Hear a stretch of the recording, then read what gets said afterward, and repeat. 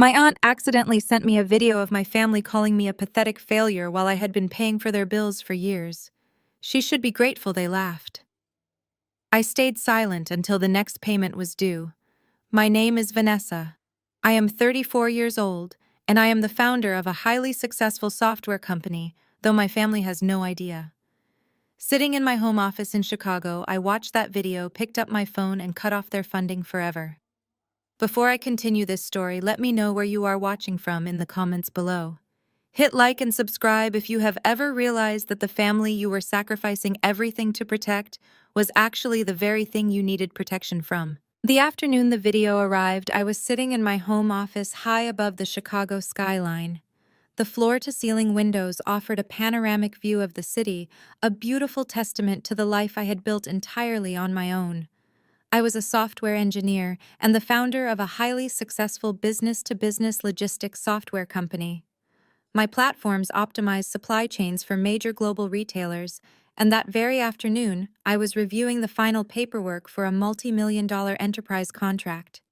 My desk was immaculate, featuring 3 wide monitors displaying complex code architecture and financial projections. I wore a faded gray oversized sweater and comfortable yoga pants. My hair was tied up in a messy bun. If you looked at me on the street driving my reliable but aging 10-year-old sedan, you would never guess my net worth. That was exactly how I wanted it. That was exactly how I had designed my life to keep the peace. Growing up in a status-obsessed household, my parents Thomas and Barbara had always valued appearances above actual substance. My father was a former regional manager who loved the country club lifestyle long after his actual income could support it. My mother measured a person's worth entirely by the designer labels they wore and the circles they moved in. Then there was Chelsea, my 30-year-old sister. She was the undisputed golden child, an aspiring lifestyle influencer, an amateur real estate agent who had never actually closed a single deal. She lived in a luxury downtown condo, wore clothes that cost more than most people make in a month, and spent her days curating a fake reality for social media. In their eyes, because I worked from home in comfortable clothes and did not care about designer handbags, I was the family disappointment. They believed I did low-level technical support. I let them believe it because the truth would have only bred resentment and endless demands for cash. What my parents and sister conveniently ignored was that 5 years ago, my father's obsession with keeping up appearances had driven them into absolute bankruptcy. They were weeks away from foreclosure, facing complete social and financial ruin. When I gently offered to help them, my father had viciously mocked me, laughing in my face and telling me a pathetic computer worker could never afford to save them. He said my offer was an insult. To protect their fragile, toxic pride, I did not argue. Instead, I contacted my wealth manager and quietly purchased their distressed debt through a blind limited liability company called Apex Holdings. For half a decade, I had been the anonymous angel investor, paying Chelsea's exorbitant $5,000 a month rent. I was the faceless family trust, paying my parents' mortgage, property taxes, and country club dues. I did it because despite their cruelty, they were my family, and I could not bear to see them on the street. I asked for no gratitude. I asked for no recognition. I simply paid the bills and endured their constant belittling at Sunday dinners, knowing they were safe. The glowing monitors of my office cast a soft blue light across my desk as I prepared to digitally sign the new enterprise contract. The silence of my penthouse was broken only by the soft hum of my central air conditioning. Then my personal cell phone buzzed on the desk. I glanced down and saw a text message notification from my Aunt Helen. She was my mother's sister, a woman just as deeply entrenched in the country club gossip mill as my parents. The message read, "Can you believe her outfit today? So embarrassing." There was a video file attached. I frowned, realizing instantly that the message was a mistake. Aunt Helen had clearly meant to send this to Chelsea or my mother. A dark, familiar knot formed in my stomach. I hesitated for a fraction of a second before pressing play. The video opened on the familiar, overly decorated living room of my parents' house. The afternoon sun streamed through the large bay windows, illuminating the expensive Persian rug I was secretly paying to keep under their feet. My father, Thomas, was leaning back in his leather armchair, swirling a glass of expensive champagne. My mother, Barbara, sat on the pristine white sofa, her hair perfectly styled, holding her own crystal flute. Chelsea was pacing in front of them, wearing a new silk blouse, recording herself in a mirror, before turning her phone camera toward our parents. It seemed Aunt Helen had been visiting, sitting off screen and recording the scene to share with her own friends. The audio was crisp and clear. Chelsea laughed, a sharp, grating sound that I had heard my entire life. "Did you see what Vanessa was wearing when she dropped off that package this morning?" Chelsea asked, flipping her hair over her shoulder. "She looked like a homeless person. I swear if any of my followers saw her standing next to my car, my brand would be completely ruined." My father chuckled, taking a slow sip of his champagne. "Your sister is a pathetic failure, Chelsea. She will always be at the bottom. She has no ambition, no drive. Just a sad little computer nerd who will never amount to anything. We just have to accept that she is the embarrassment of the family." I sat frozen in my ergonomic office chair, watching my family casually tear me to shreds. My mother leaned forward, a smug, satisfied smirk playing across her lips. "Let us just be thankful we do not have to rely on her," Barbara said, her voice dripping with venomous relief. "Thank God for the Apex Trust. If we had to depend on a loser like Vanessa to survive, we would be living in a cardboard box by now. She should be grateful we even invite her to Sunday dinner. At least she gets to see what real success looks like when she visits us. We are doing her a favor by letting her be around people who actually matter." The video ended with all of them raising their champagne glasses in a toast, laughing at my expense, celebrating their luxurious life, completely unaware that they were mocking the very person funding the champagne in their glasses. The video stopped and my phone screen went dark, reflecting my own face back at me. I did not cry. There were no tears, no dramatic gasps of pain, no sudden urge to scream. I had spent my entire childhood crying over their rejection. I had spent my 20s trying to earn their love by being the dutiful, quiet daughter who fixed their problems from the shadows. But in that exact moment, watching them mock me while literally sitting inside a house, I owned the last remaining thread of familial obligation snapped. The love I had been holding onto turned to ash. They did not just misunderstand me, they actively despised me. They reveled in my supposed misery. They used my perceived failure to elevate their own hollow egos. I looked around my quiet, beautiful office. I looked at the multi-million-dollar contract waiting for my signature. I thought about the hundreds of thousands of dollars I had poured into the Apex Holdings account over the last 5 years just to keep them comfortable. I had traded my own peace of mind to protect the pride of people who thought I was a pathetic loser. The sheer audacity of my mother claiming she was doing me a favor by inviting me to dinner echoed in my mind. The blind loyalty that had driven me to buy their debt suddenly felt like a massive, humiliating mistake. I had enabled their toxicity. I had funded the very delusion that gave them the confidence to look down on me. I picked up my phone and dialed a number I knew by heart. The phone rang twice before a polished professional voice answered. "David Sterling Wealth Management," the voice said. "David, it is Vanessa," I replied. My voice steady, cold, and entirely devoid of emotion. "Good afternoon, Vanessa. Congratulations on the new software contract," he said warmly. "Is there something you need me to review before you sign?" "No, the contract is fine," I said, leaning back in my chair and staring out at the Chicago skyline. "I am calling about the Apex Holdings account, the blind trust managing the properties and expenses in my hometown." "Of course," David said, the sound of keyboard clicking echoing softly over the line. "I have the file right here. The automated payments for the downtown luxury condo and the primary residential mortgage are scheduled to clear next week. What adjustments would you like to make?" I took a slow, deep breath, feeling a profound sense of liberation wash over my entire body. "I do not want to make an adjustment, David. I want to terminate the funding, effective immediately. Stop the auto pay for the condo rent. Stop the property tax payments. Stop the mortgage coverage. freeze the entire account, and send the standard termination of benefits letters to the recipients. There was a brief professional pause on the other end of the line. David was used to handling massive financial shifts, but he knew how long I had maintained this specific trust. Terminate all funding, he repeated, ensuring he had heard correctly. Yes, I confirmed, my voice unwavering. Not another dime. Let the rent bounce. Let the mortgage default. The Apex Trust is officially dissolved as of this minute. Understood, Vanessa. David replied smoothly. I will process the termination notices immediately. The funds will be frozen and the automatic transfers will be cancelled. Is there anything else? No, David. That will be all. Thank you. I ended the call and placed my phone face down on the desk. The silence in my office felt different now. It was no longer the silence of someone hiding, but the silence of someone who had just taken their power back. For 5 years, I had played the role of the quiet, struggling daughter to protect the fragile egos of people who hated me.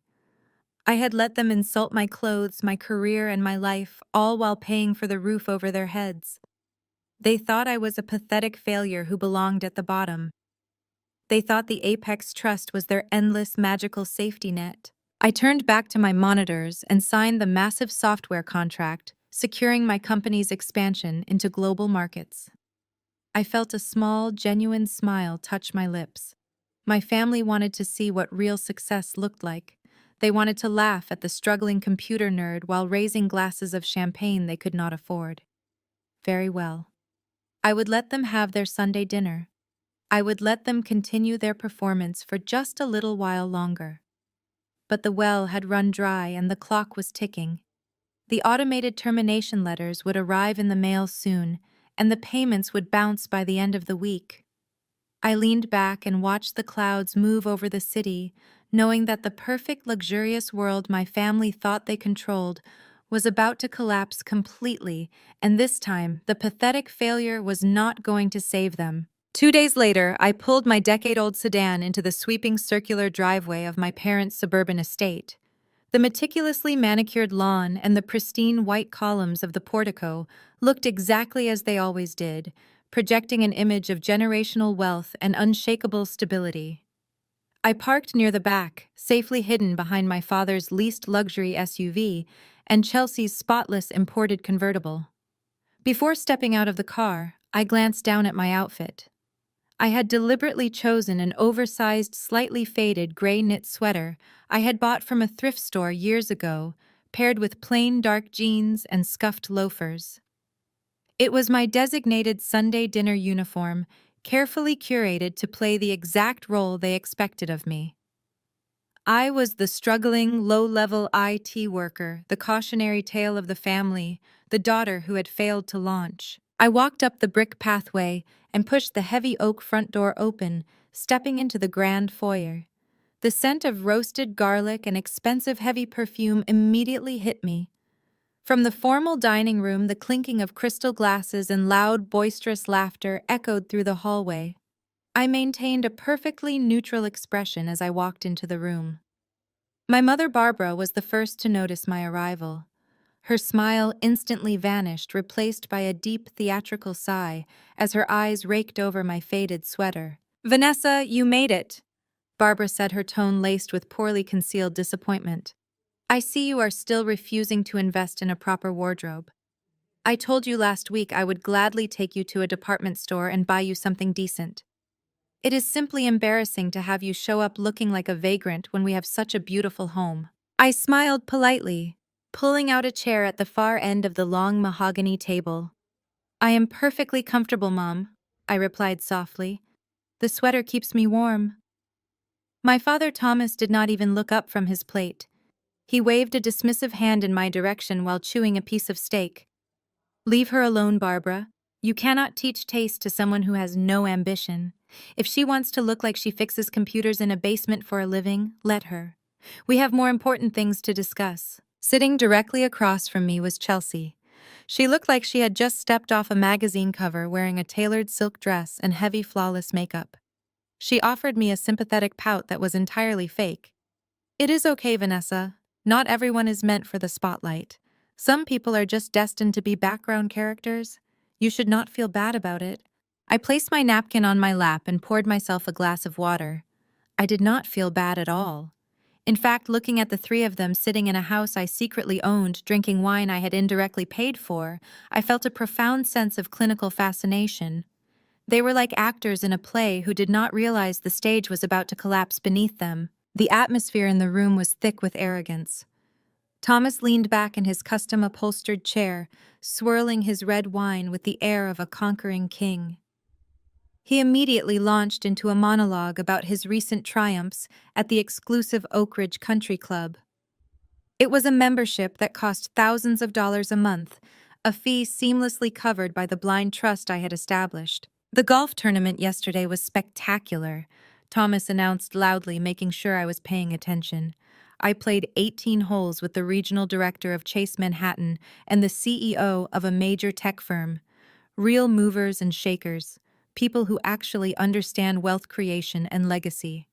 The club president even took me aside to compliment my swing. It is crucial to maintain these networks. You surround yourself with winners, you become a winner. That is a lesson you could stand to learn, Vanessa. You spend all your time alone in that depressing little apartment, typing on a keyboard. You need to network with people of substance. I took a slow bite of my salad. You are absolutely right, Dad, I said evenly. Networking with people who hold real wealth is very important. You never know who is actually funding the lifestyle you enjoy. The irony sailed completely over his head. He smirked, taking my comment as an admission of my own inferiority. Exactly. But to get in those rooms, you have to look the part and act the part. Two things you have unfortunately never mastered. Before I could respond, Chelsea slammed her manicured hand on the table, eager to shift the spotlight back to her favorite subject. Speaking of looking, the part, she interrupted, my new real estate venture is about to explode. I just secured the most gorgeous penthouse listing downtown. It is going to be my breakthrough into the luxury market. My social media engagement is through the roof. People are obsessed with my daily routine vlogs from the condo. Chelsea lived in a stunning 3-bedroom high-rise apartment in the center of the city. The rent was $5,000 a month. She proudly told everyone she afforded it through an anonymous angel investor who believed in her massive potential as an influencer. She had absolutely no idea that her angel investor was sitting across the table wearing a thrifted sweater and eating a piece of bread. That is wonderful, sweetie, Barbara cooed, reaching over to pat Chelsea's hand. You have such a natural gift for aesthetics. You were born for luxury real estate. Chelsea flipped her hair, her eyes narrowing as she looked at me. This presented an opportunity to assert her dominance. Actually, Vanessa, I need you to do something for me on Tuesday, Chelsea said. It was not a request. It was a command issued to a subordinate. I am shooting a major promotional video for my new brand launch at the condo. I have a professional photographer coming, and I need a production assistant. You are going to come over at 8 in the morning. I need someone to carry my outfit changes, hold the lighting reflectors, and run out to get coffees and lunches for the crew. I looked at her, my expression completely blank. You want me to be your unpaid errand runner for a photo shoot? Chelsea rolled her eyes as if I were being incredibly dense. Well, obviously I am not going to pay you.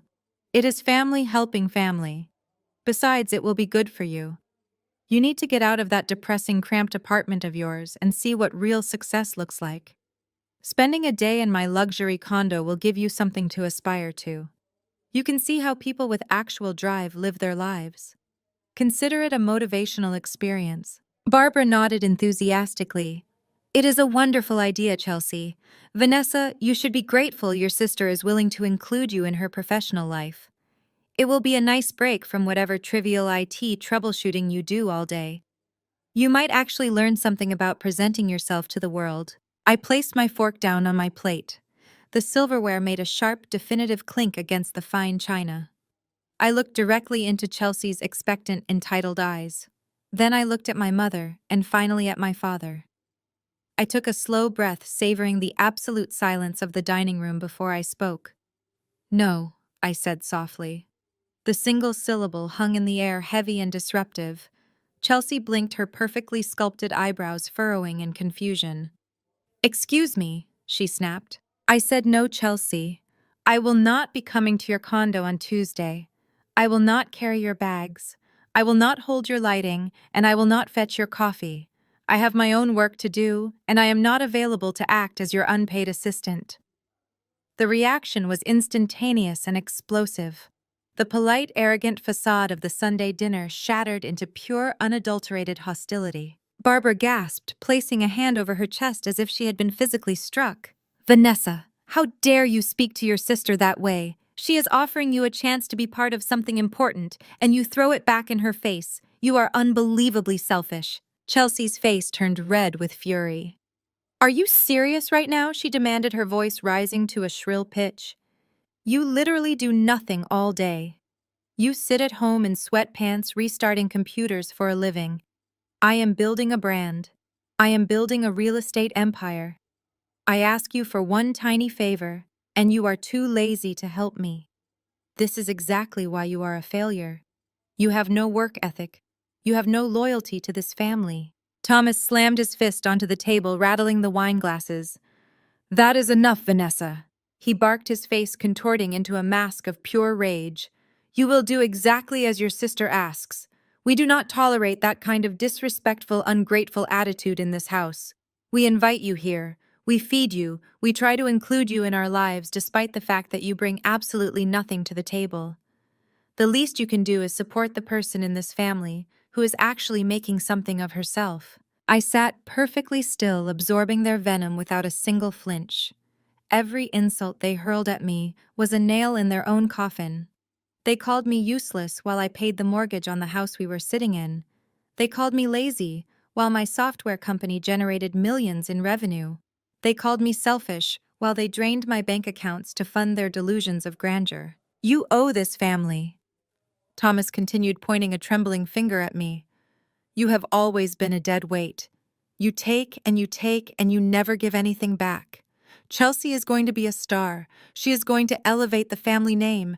You are going to go to her apartment on Tuesday and you are going to help her. Do you understand me?" I picked up my napkin, neatly folded it, and placed it beside my plate. I pushed my chair back and stood up. I looked down at my father, seeing the desperate, angry man hiding behind an expensive suit. I looked at Chelsea, throwing a tantrum because her invisible servant had dared to say no. I looked at Barbara, glaring at me with genuine hatred. "I understand perfectly, Dad," I said, my voice eerily calm against their shouting. "I understand exactly what my role is in this family, and I understand exactly what I owe you. I will not be coming on Tuesday. Enjoy the rest of your dinner." I turned my back on them and walked out of the dining room. I did not run. I did not rush. I walked with the slow, measured pace of someone who had nothing left to fear. As I moved down the hallway toward the front door, I could hear their voices erupting behind me, calling me a loser, a coward, a pathetic waste of space. I pushed the heavy oak door open and stepped out into the cool evening air, leaving their toxic echo inside the house where it belonged. The gravel crunched beneath my scuffed loafers as I made my way down the long, sweeping driveway.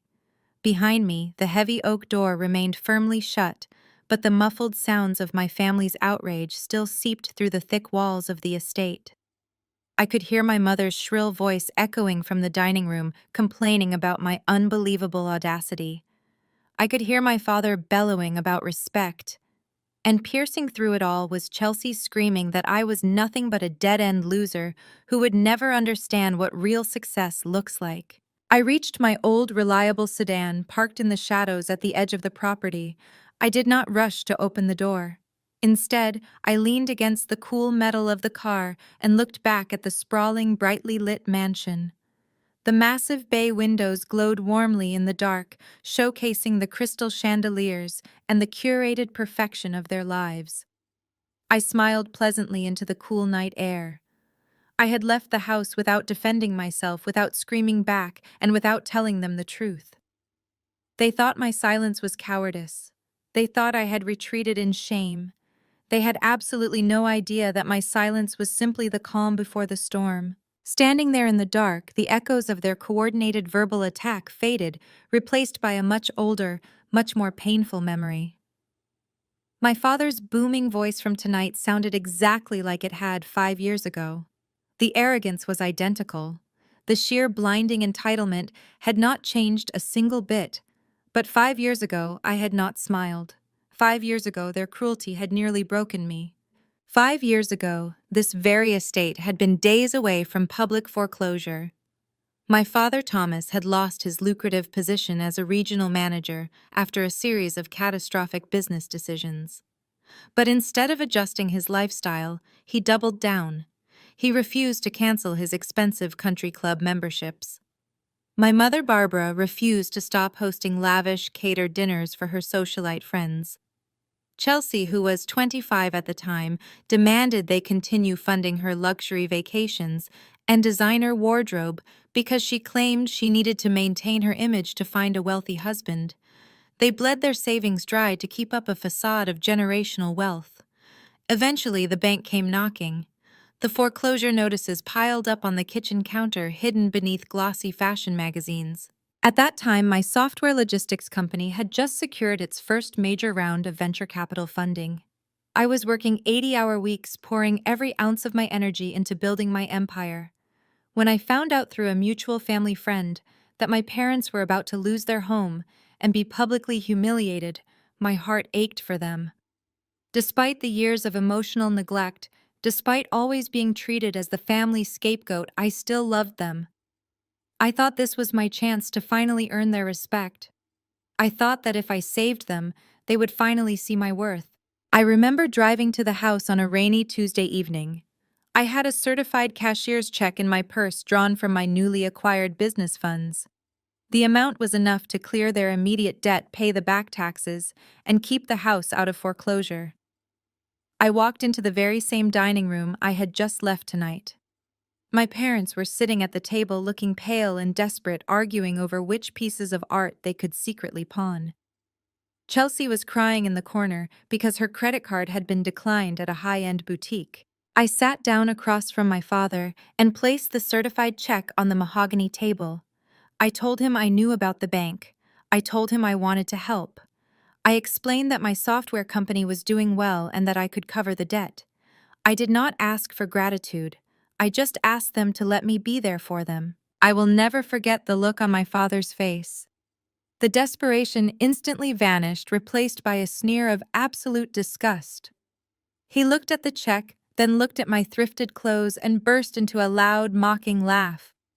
My mother joined in a cruel, high-pitched sound that cut right through my chest. "You think you can save us?" My father had sneered, pushing the check back across the table with the tip of his finger. "You think your little computer repair money is going to fix a problem of this magnitude? Do not insult me, Vanessa. I am a respected businessman. I do not need a handout from a daughter who cannot even afford a decent haircut." My mother had chimed in, her voice dripping with venom. "It is honestly pathetic, Vanessa. You come in here playing the hero, pretending you have real money.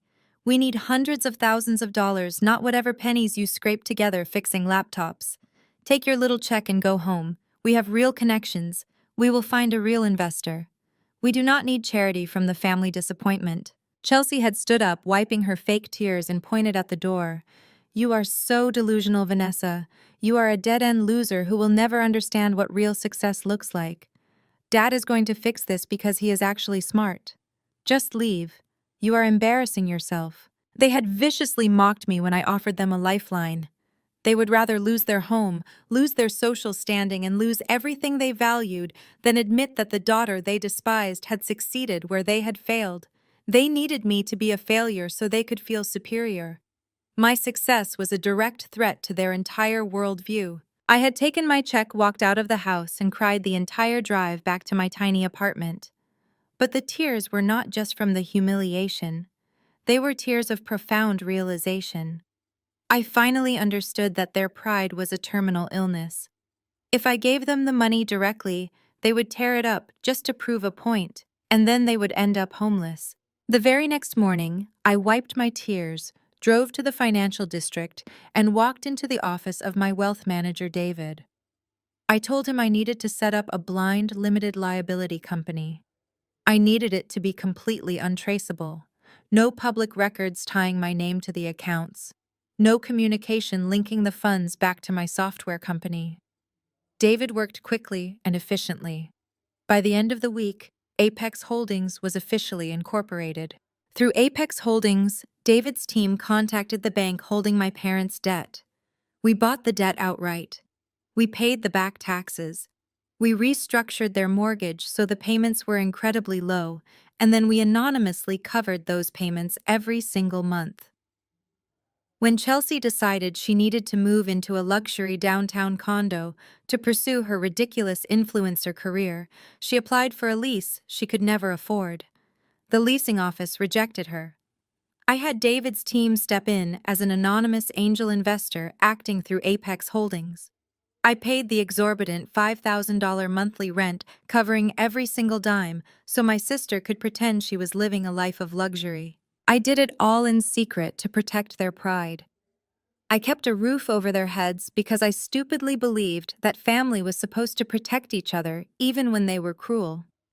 I subjected myself to 5 years of their relentless insults. I sat at that mahogany dining table Sunday after Sunday, wearing my faded sweaters, letting them call me a loser, letting them brag about their country club and their penthouses, knowing the entire time that I was the only reason they had a table to sit at. I thought I was being noble. I thought I was taking the high road. But watching that video from Aunt Helen changed everything. Hearing them laugh at my clothes, hearing them mock my supposed poverty, while raising glasses of champagne that I paid for it, shattered the illusion completely. They were not proud people going through a hard time. They were parasites.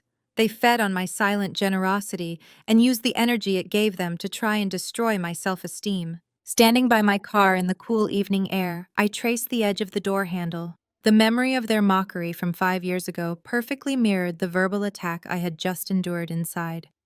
Chelsea calling me a dead-end loser. My father demanding I act as an unpaid servant. My mother treating my presence like a burden. Nothing had changed in half a decade, except for one crucial detail. I was no longer the heartbroken girl desperate for their approval. I was a multi-millionaire who held the deed to their entire existence. I looked up at the second-floor window of the estate. I could see the silhouette of my mother pacing back and forth, probably already calling her country club friends to complain about how ungrateful and difficult her eldest daughter was. She was probably telling them how I had ruined their lovely Sunday dinner with my bad attitude and lack of ambition. I smiled pleasantly at her shadow. Let her complain. Let her spin her toxic narrative to anyone who would listen. The reality was already in motion. I pulled the car door open and slid into the driver's seat. The leather was cold against my back. I inserted the key into the ignition and the engine roared to life with a steady, reliable hum. I did not turn on the radio. I wanted to sit in the absolute quiet of my own space. I shifted the car into gear and slowly drove down the long driveway, the headlights illuminating the towering oak trees that lined the property. As the electronic gate swung open to let me out onto the main road, I did not look back in the rearview mirror. I had finished my meal. I had taken their abuse. I had smiled pleasantly and left the house without defending myself. I did not need to scream or argue or defend my career choices to people who were fundamentally committed to misunderstanding me. Defending myself would require believing their opinions held value. Tonight proved they held absolutely none. As I merged onto the highway heading back toward the glittering skyline of downtown Chicago, I felt a deep, profound sense of peace. The secret history of this family, the bankruptcy, the blind trust, the 5 years of quiet financial support was finally coming to a close. I had protected their pride for half a decade. Now they were going to have to survive on their own, and I knew with absolute certainty that they could not. The storm was coming, and I was going to enjoy watching the rain. The tires of my old sedan hummed a steady, rhythmic tune against the asphalt as I merged onto the interstate. The glittering skyline of downtown Chicago stretched out before me, a towering monument of glass and steel that perfectly matched the cold, unyielding resolve settling deep within my chest. For the first time in 5 years, my shoulders dropped. The perpetual knot of anxiety that usually accompanied my drive home from the suburban estate had completely vanished. I was no longer the anxious scapegoat running from a battlefield. I was the architect of the storm they were about to face. As I navigated the winding curves of the highway, a sharp, crisp chime broke the silence of the car cabin. The digital display on my dashboard console illuminated, casting a soft blue glow across the steering wheel. It was a high-priority encrypted alert from David, my wealth manager. I tapped the screen to open the message, keeping one eye on the empty road ahead. The text was brief, professional, and absolutely devastating. "The automated clearinghouse transfers have been processed," the message read. "Both transactions have officially bounced due to closed accounts. The termination notices have been securely dispatched to all recipients, awaiting further instructions." I let out a slow, steady breath. It was done. The financial lifeline that had kept my family afloat for half a decade was officially severed. The $5,000 automatic transfer for Chelsea's luxury downtown condo had hit a brick wall. The $8,500 payment designated for my parents' sprawling estate mortgage and property taxes had been aggressively rejected by the banking system. The phantom safety net they had taken for granted, the magical trust fund they believed they were entitled to, no longer existed. I imagined the digital pathways of the banking system shutting down, closing the gates on the unearned privilege my family had enjoyed. For years, I had quietly authorized those payments, swallowing my pride while they mocked my clothes and my career. I had convinced myself that keeping them safe was my duty, but loyalty without respect is just exploitation. Tonight, the exploitation ended. While I navigated the quiet, illuminated streets of downtown Chicago, a very different scene was rapidly unfolding back at the suburban estate. In the mahogany-paneled study of the house I legally kept out of foreclosure, my father Thomas was likely pouring himself a generous glass of scotch. He always enjoyed a nightcap after a family dinner, using the quiet time to bask in the glow of his own perceived greatness. He would have settled into his custom leather armchair, perhaps reflecting on the brilliant networking he planned to do at the country club the following morning. Then his laptop screen would have chimed with an incoming email notification. It was not a casual message. It was a formal, legally binding communication from the fictitious administrators of Apex Holdings. The subject line would have been stark and unforgiving. "Notice of immediate trust termination and cessation of funds." I could easily picture the smug satisfaction melting off his face as he clicked open the email. The legal jargon David's team had drafted was flawless, designed to leave absolutely no room for negotiation or misunderstanding. The letter detailed that the anonymous benefactors of Apex Holdings were undergoing immediate corporate restructuring. As a result, all charitable housing grants, mortgage assistance programs, and lifestyle sponsorships were permanently revoked. The accounts had been closed. No further payments would be issued. Thomas would have read the first paragraph twice, his brain struggling to comprehend a reality that directly contradicted his massive ego. He would have leaned closer to the screen, his heart rate accelerating as the cold, hard facts set in. The mortgage was due in 3 days. The property taxes were already in a grace period. Without the Apex Trust, he was completely exposed. The silence of the estate would have been shattered by his booming voice calling for my mother. "Barbara, get in here right now." Barbara would have rushed into the study, perhaps holding a silk bathrobe around her shoulders, annoyed at being summoned so aggressively. "What is it, Thomas?"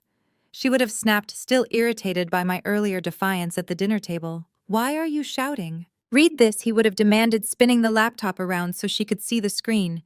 "Read this right now. The trust. They are cutting us off." As Barbara scanned the termination letter, the color would have rapidly drained from her face. Her perfectly manicured hands would have trembled. "What do they mean, restructuring?" She would have gasped, her voice pitching into a shrill panic. "They cannot just stop paying. We have country club dues this week. We have the caterers booked for the summer gala. This has to be a mistake, a glitch in their system." Before Thomas could formulate a plan, the heavy footsteps of my sister would have pounded down the hallway.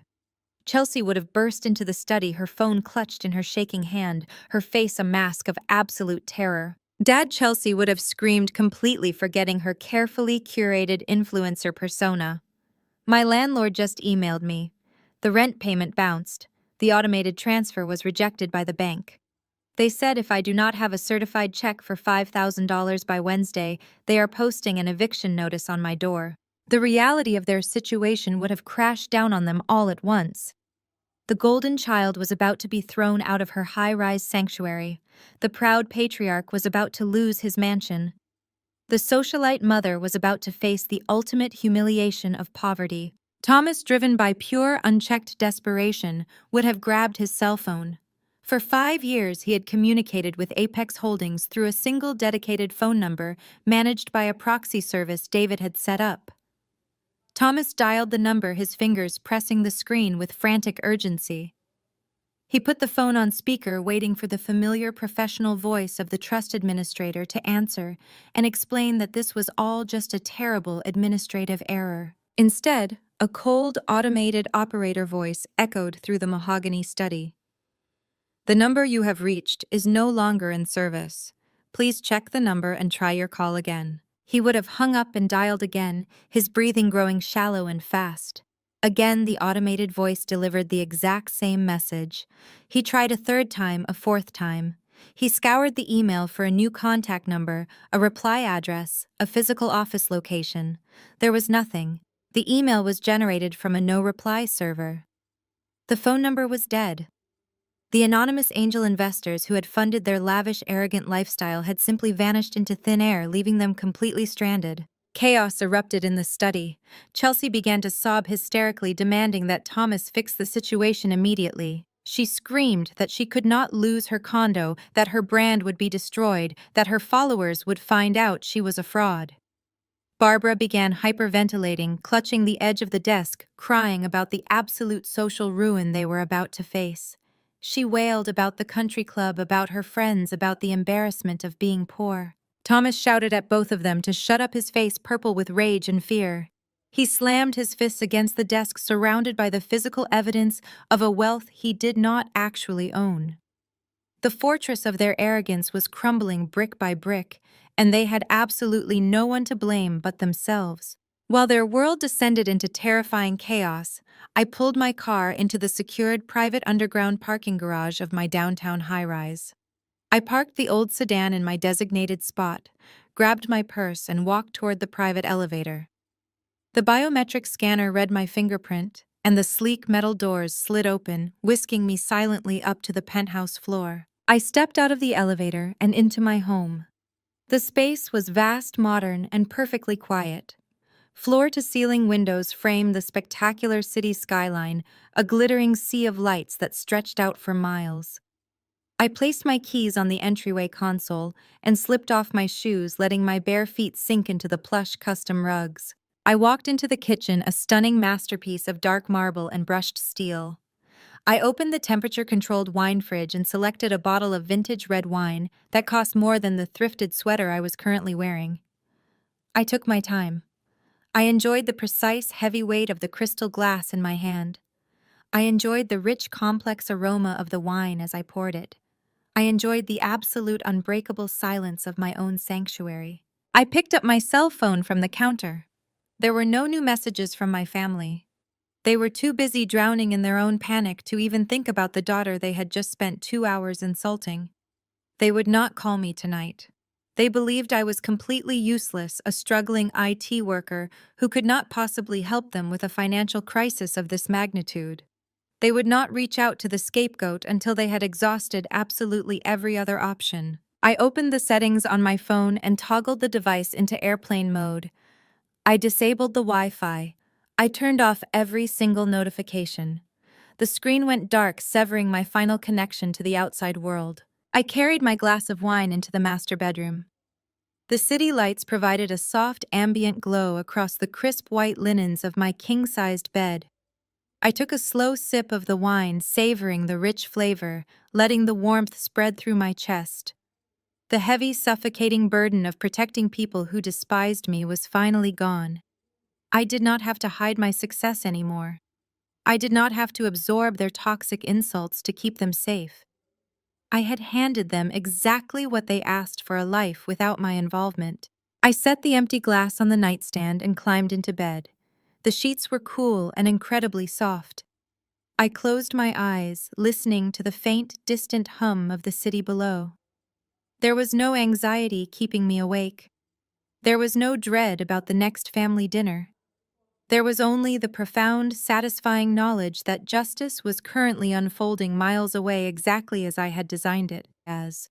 I pulled the heavy duvet over my shoulders, let out one final contented breath, and slept peacefully, for the very first time in 5 years. 2 weeks passed in a state of absolute uninterrupted bliss. The days flowed with the smooth, satisfying efficiency of perfectly written code. I finalized my global expansion contracts, hired 3 new senior developers for my logistics team, and watched my company revenue climb higher than ever before. I drank my expensive wine, slept in my soft Egyptian cotton sheets, and enjoyed the quiet, expansive sanctuary of my penthouse. During this entire time, I kept my communication with my family strictly limited to absolutely nothing. I ignored their group chats, which I knew were likely dormant anyway, as they frantically scrambled to hide their impending financial ruin from each other and the outside world. I knew exactly what was happening out there in the suburbs. The grace periods were officially expiring. The eviction notices were being drafted by unyielding property managers. The country club dues were racking up late fees that my father could no longer wave away with a confident smile. The grand facade was cracking down the middle and the pressure was building to an explosive, unavoidable crescendo. They were drowning in the deep end of a pool they had built themselves, and they had absolutely no idea that the lifeguard they were waiting for had packed up her gear and gone home. It was a Tuesday afternoon when my phone finally broke the silence with a call from my mother. I was sitting at my massive marble kitchen island, reviewing a quarterly earnings report on my tablet. The caller ID flashed with Barbara Home. I did not rush to pick it up. I let it ring 4 times, taking a slow, deliberate sip of sparkling water before calmly sliding my finger across the glass screen to answer. I did not say hello.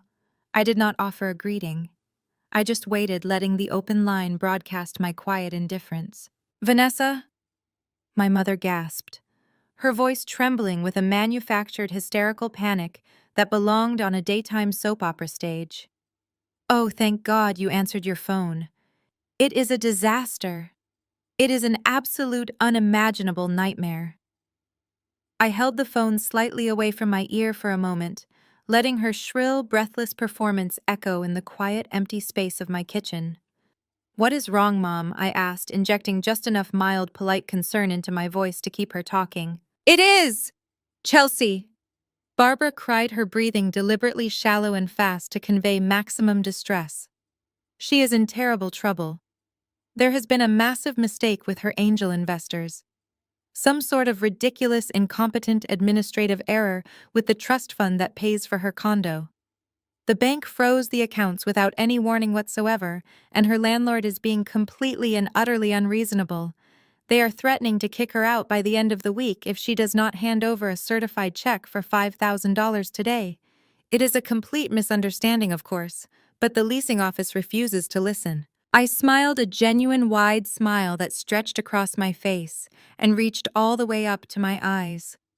"An administrative error," I repeated, keeping my tone perfectly flat and devoid of the panic she desperately wanted me to mirror. "That sounds incredibly stressful for her.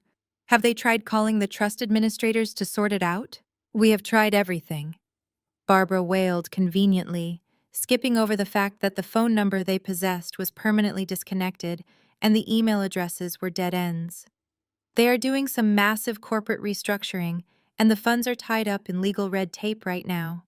It is completely temporary, of course, just a minor frustrating hiccup. But Chelsea is falling apart. You know how deeply sensitive she is, and her entire influencer brand relies completely on having that luxury backdrop. If she loses that condo, she loses her entire career. Her sponsorships will dry up, she will be socially ruined. I need you to help her, Vanessa. I need you to step up right now." I took another slow sip of water, marveling at the sheer, breathtaking audacity of the woman on the other end of the line.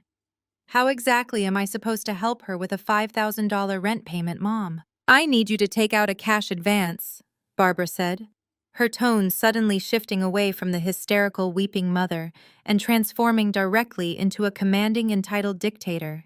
Use your credit cards. Max them out if you have to. You can go to the bank right now, pull the cash, and wire the money directly to Chelsea's landlord before the office closes. The trust will obviously reimburse us with interest once this silly clerical error is sorted out next week. You will not lose a single penny in the long run. The gaslighting was so textbook, so deeply embedded in her psychology, that it was almost boring to witness. She wanted the daughter she constantly belittled for being poor and pathetic to plunge into high-interest, crippling debt just to keep her favorite golden child living in the lap of unearned luxury. "I do not have $5,000 just sitting around, Mom," I said calmly. "And my credit limit cannot cover that kind of massive cash advance. You know that." "You have to figure it out," Barbara snapped, dropping the crying act entirely now that she was facing resistance. "You are her older sister, Vanessa. It is your fundamental familial duty to step up when your family is in a crisis. Chelsea is on the verge of a massive breakthrough. She is going to be famous. She is going to elevate this entire family to a whole new level. You owe it to her to support her dreams when she needs you most. What do you even use your money for anyway? You live in a cramped little box and wear thrift store clothes from 5 years ago. You have no expenses. You have no social life. You have nothing going on. The very least you can do is invest your meager savings in your sister's bright future.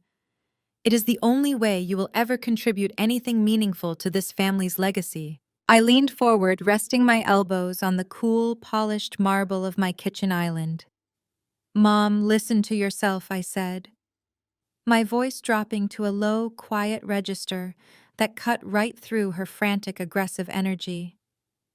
"You have spent the last 5 years telling me that I am a pathetic failure. You have humiliated me at every single Sunday dinner, mocking my job, mocking my clothes, and mocking my entire existence. You literally just told me, not even 30 seconds ago, that I have no life and no future. So why on earth would you call a pathetic dead-end loser and ask them to sponsor a luxury lifestyle that I supposedly cannot even afford for myself?" There was a stunned, heavy silence on the other end of the line. She was not used to me pushing back.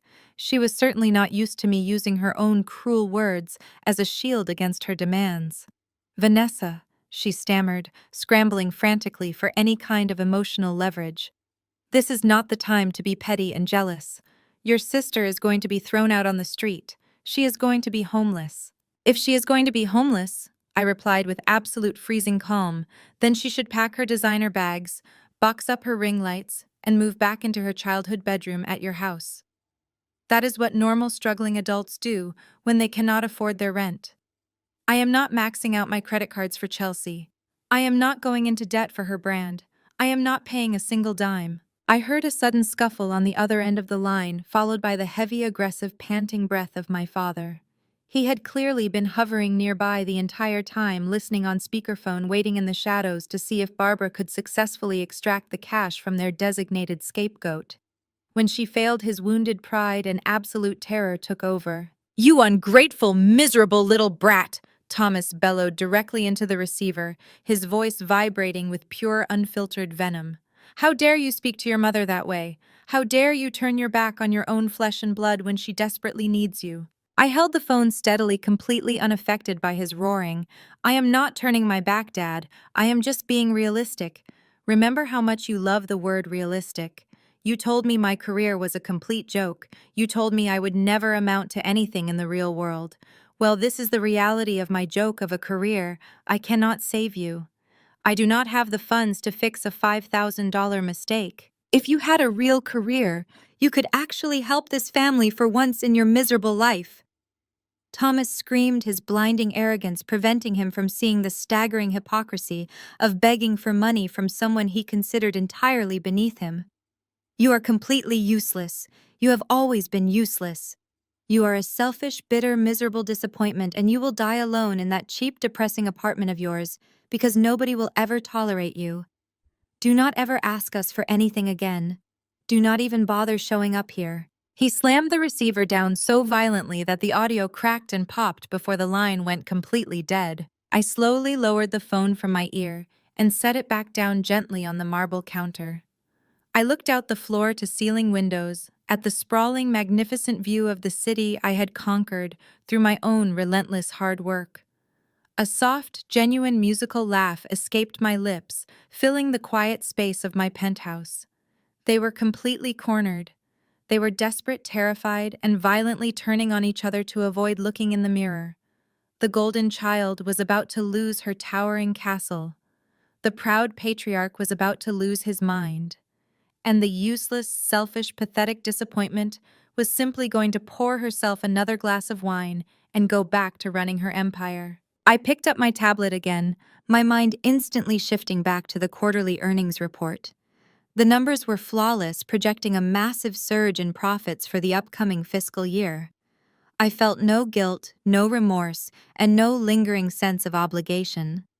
They had made their choices entirely clear, demanding sacrifice while offering nothing but pure disdain in return. I tapped the screen, approved a new budget allocation for my development team, and smiled. Let them scream into the void. Let them curse my name. The reality was that their comfortable, subsidized existence was officially over, and the true nightmare was only just beginning. 72 hours after that phone call, the true nightmare officially arrived at Chelsea's front door. It did not come quietly. It arrived in the form of a heavy, relentless pounding on the custom mahogany door of her downtown luxury high-rise. Chelsea was right in the middle of filming a morning routine video for her social media audience. She was wearing a matching silk pajama set, holding a cup of matcha tea she despised but thought looked aesthetically pleasing, and speaking to her phone camera about the importance of manifesting wealth. The pounding interrupted her mid-sentence. Annoyed, she paused. The recording adjusted her perfectly styled hair and wrenched the door open. She expected a delivery driver or a concierge bringing up a PR package. Instead, she found the building management director standing in the hallway accompanied by a uniformed private security guard. The director, a stern woman who had always seen right through Chelsea's arrogant facade, did not offer a polite greeting. She simply handed over a bright pink, legally binding document. It was an official notice to vacate the premises. The $5,000 rent payment had bounced definitively, and the management company had zero tolerance for delinquent accounts, especially from tenants who regularly treated their staff like personal servants. Chelsea stared at the neon pink paper, her brain completely failing to process the words. She tried to deploy her usual charm, flashing a bright fake smile and waving her hand dismissively. She claimed it was just a silly bank error, a tiny misunderstanding with her wealth manager that would be cleared up by the afternoon. The director did not smile back. She informed Chelsea that her access to the building's luxury amenities, the rooftop pool, the private gym, and the valet parking was revoked immediately. She had exactly 48 hours to remove her belongings from the property, or the security team would physically remove them for her. The illusion of her glamorous influencer success shattered into a million jagged pieces the moment the door clicked shut. Panic, cold and absolute, finally set in. Chelsea sprinted to her bedroom, desperately calling Thomas and Barbara, begging them to wire her the money. But the bank of Mom and Dad was completely dry. Thomas was currently dodging calls from his own creditors, and Barbara was too busy sobbing over a declined credit card at the country club to offer any real assistance. They had nothing to give her. Chelsea was entirely on her own. The packing process was a profound, devastating humiliation. Without the funds to hire professional movers or even purchase proper cardboard boxes, Chelsea was forced to improvise.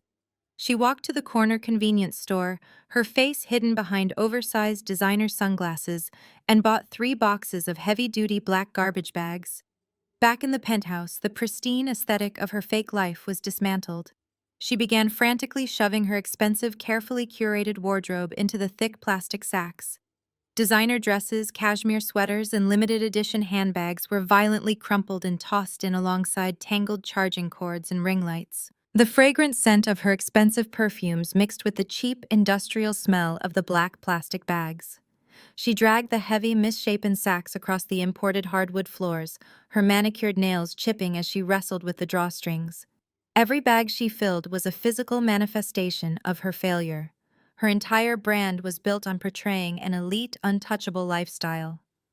Now she was hauling her belongings through the service elevator in trash bags, terrified that one of her wealthy neighbors might see her making the walk of shame to the loading dock. She managed to cram the garbage bags into the back seat and trunk of her least imported convertible.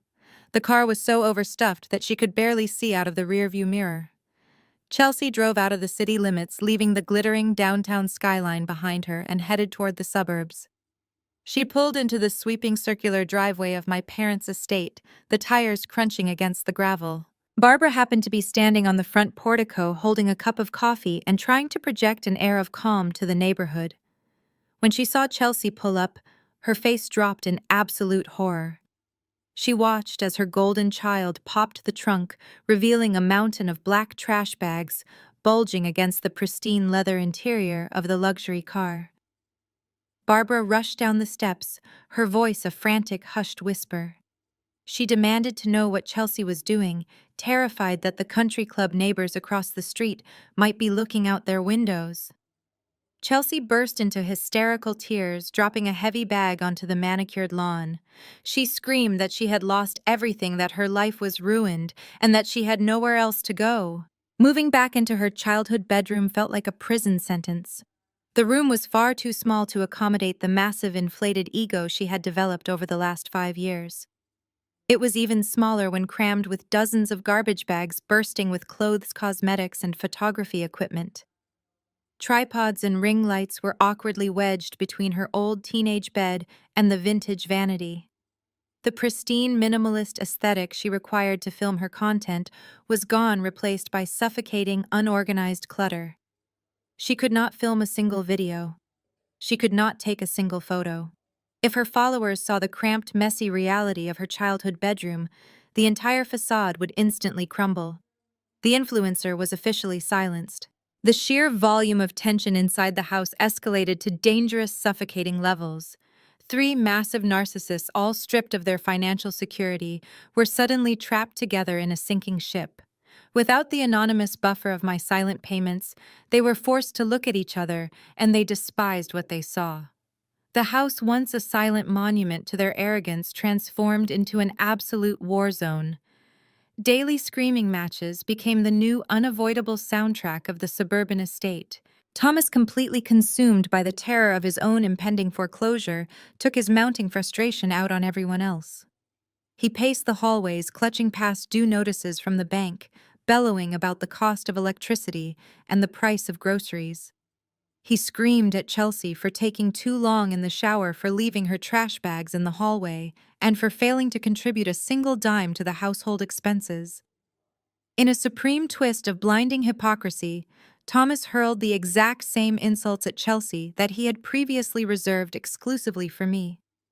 He stood in the doorway of her cluttered bedroom, his face purple with rage, demanding she go out and get a real job. He called her a lazy, entitled burden who spent all day staring at a phone screen while the family faced absolute ruin. Chelsea did not take the abuse quietly. She screamed right back, her voice echoing off the high ceilings. She blamed Thomas for the entire crisis. She threw his failed career in his face, shrieking that a real man would have figured out a way to protect his daughter's investments. She blamed Barbara for raising her to expect a life of luxury without providing the actual funds to sustain it. She screamed that her brand was dying because the Wi-Fi in the suburbs was too slow and the lighting in her bedroom was universally unflattering. Barbara, trapped between her raging husband and her hysterical daughter, spent her days trying desperately to keep the windows closed and the curtains drawn. She lived in a state of perpetual panic, terrified that the wealthy neighbors would hear the vicious arguments and realize the family was completely destitute. She wept constantly, clutching her pawn tickets, mourning the loss of her social standing. The golden child, once the ultimate symbol of their success, had become a massive, inescapable reminder of their absolute failure. While their world burned to the ground, I observed the fallout from a comfortable, quiet distance. I did not gloat. I did not call them to rub salt in the wound. I simply watched the inevitable consequences of their own actions unfold. Through an automated public records alert I had set up months ago, I was quietly notified when the formal eviction was filed against Chelsea in the county court. I watched as her social media accounts went completely dark, the daily flood of arrogant luxury content drying up instantly. I sat in my downtown penthouse, pouring my energy into the one thing that had never betrayed me: my company. With the massive enterprise contract officially signed, my logistics software empire was rapidly expanding into the global market. I spent my days on video conferences with executives in London, Tokyo, and Berlin. I reviewed architectural plans for our new corporate headquarters.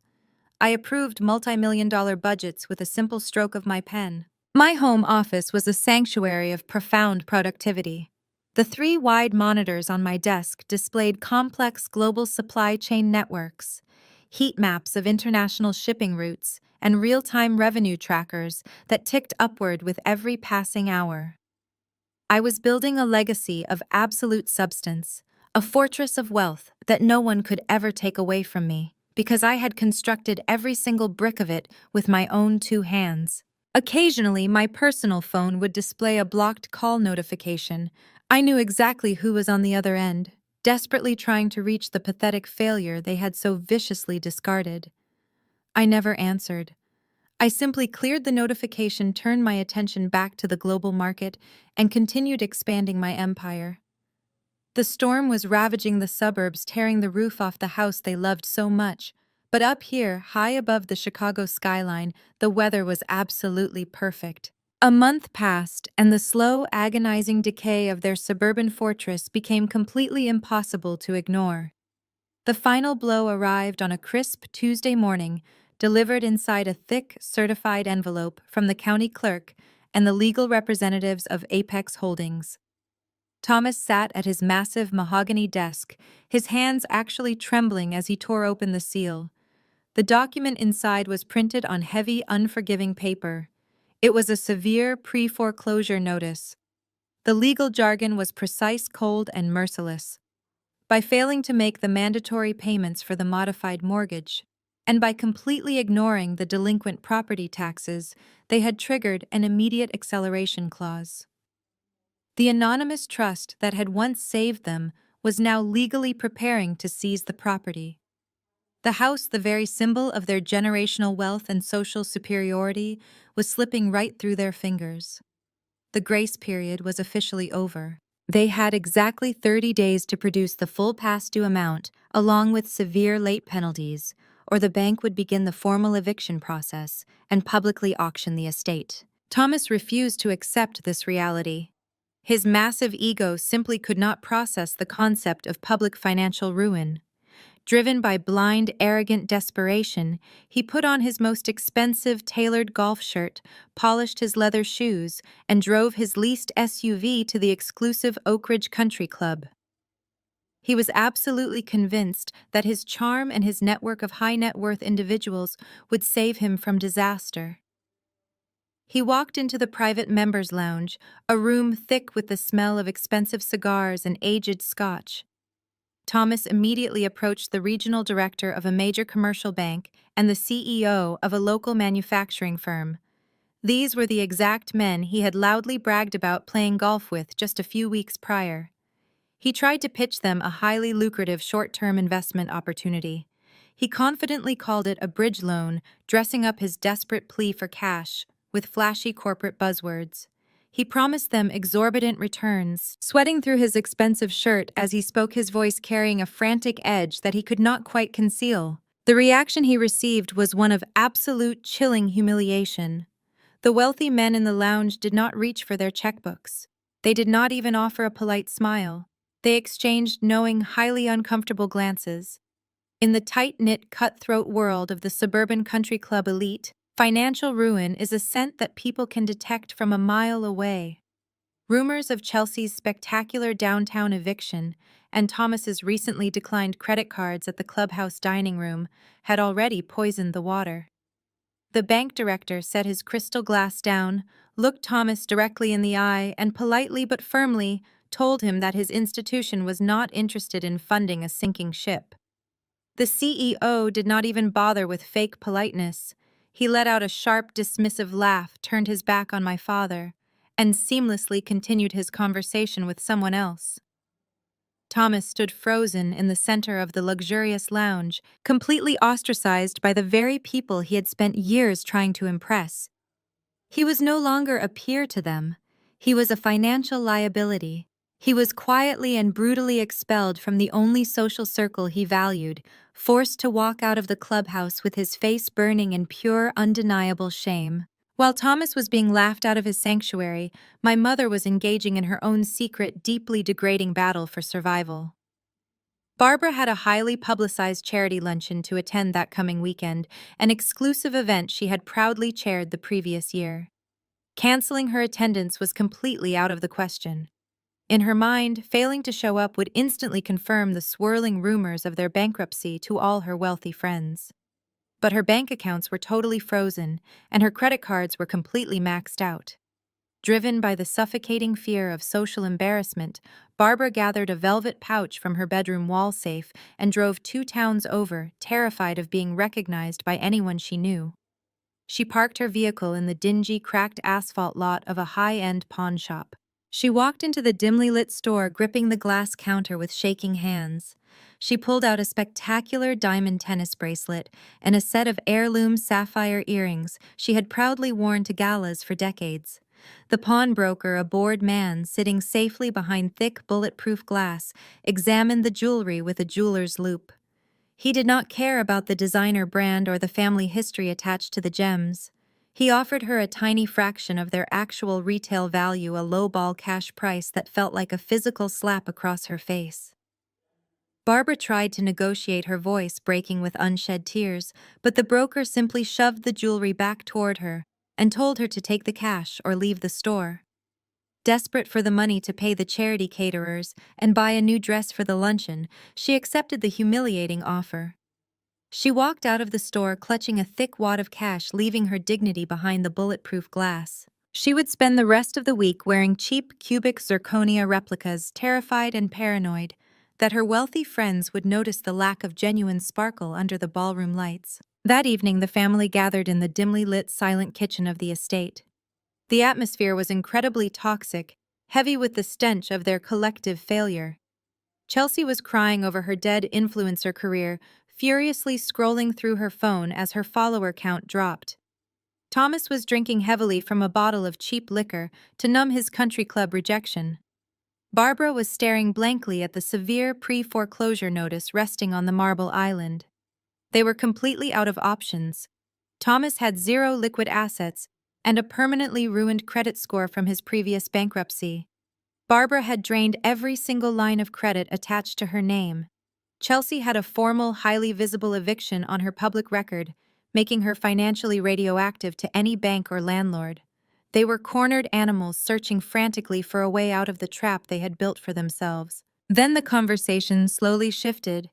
The collective predatory gaze of their desperation turned away from their own failures and landed squarely on the one resource they had not yet exploited. They thought about the daughter who lived quietly in a cheap apartment in the city, the daughter who wore thrifted, faded sweaters and drove an old beat-up sedan, the daughter who, to their knowledge, had absolutely no debt, no extravagant lifestyle, and a pristine, completely untouched credit score. They began to rationalize their impending crime with a terrifying, flawless ease. Thomas paced the length of the kitchen, loudly declaring that I owed them for feeding and clothing me during my childhood. He argued that my excellent credit was sitting there going to waste, and that a dutiful daughter should gladly offer her financial standing to save her father from ruin. Barbara chimed in immediately, stating that my credit score was entirely useless to me anyway. She reasoned that since I had no ambition to buy a luxury home, launch a brand, or join a country club, I did not actually need a high credit limit. Chelsea, wiping her tears with a tissue, viciously argued that it was completely unfair for a loser like me to have a perfect financial record, while she, the true star of the family, was suffering in a cramped bedroom. They convinced themselves that using my identity was not actually theft. They framed it in their minds as a temporary mandatory family loan. I was their flesh and blood, and therefore my financial identity, my social security number, and my clean record were essentially their property to use as they saw fit. They believed I was too timid, too submissive, and too oblivious to ever notice a credit inquiry, let alone fight back against my own parents. They assumed I was just a naive IT worker who never checked her credit reports. The golden child, the patriarch, and the socialite huddled together in their sinking mansion, entirely abandoning whatever fragile morals they had left as they plotted to steal my name to save their arrogant world. It was a crisp Thursday morning when the final undeniable proof of my family's moral bankruptcy arrived directly on my desk. I was sitting in my penthouse office, watching the early morning sunlight reflect off the glass skyscrapers of downtown Chicago. The global deployment of my logistics software was executing flawlessly, and my company was experiencing a record-breaking financial quarter. I had just finished my second cup of coffee and was preparing to review a highly lucrative new acquisition target when a distinct piercing alarm tone erupted from my secure secondary monitor. This was not a standard calendar reminder or a generic email notification. It was a Tier 1 security alert from the elite executive identity protection firm retained by my corporate board of directors. When you run a multi-million-dollar tech empire, your financial identity is monitored around the clock by former cybersecurity intelligence officers. They do not send alerts for minor discrepancies or routine credit checks. I placed my coffee mug down on the marble coaster and tapped the flashing red icon on my screen. The secure dashboard loaded instantly, bypassing standard consumer interfaces to display a severe high-priority fraud warning. Someone was actively attempting to open a massive line of credit using my exact name, my personal social security number, and my confidential financial history. I leaned closer to the monitor, my eyes scanning the raw application data with clinical precision. It was an application for an unsecured personal consolidation loan in the massive amount of $150,000. The sheer audacity of that specific number made me raise an eyebrow. $150,000 was precisely the amount they would need to clear the delinquent property taxes, pay off Thomas's country club debts, and secure a new luxury apartment for Chelsea. I clicked deeply into the attached supporting documentation, wanting to see exactly how they planned to execute this crime.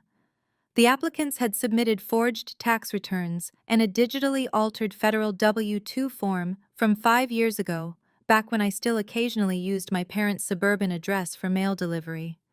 They had actually listed my current job title as Senior IT Support Worker, complete with a fabricated, highly exaggerated middle-class salary.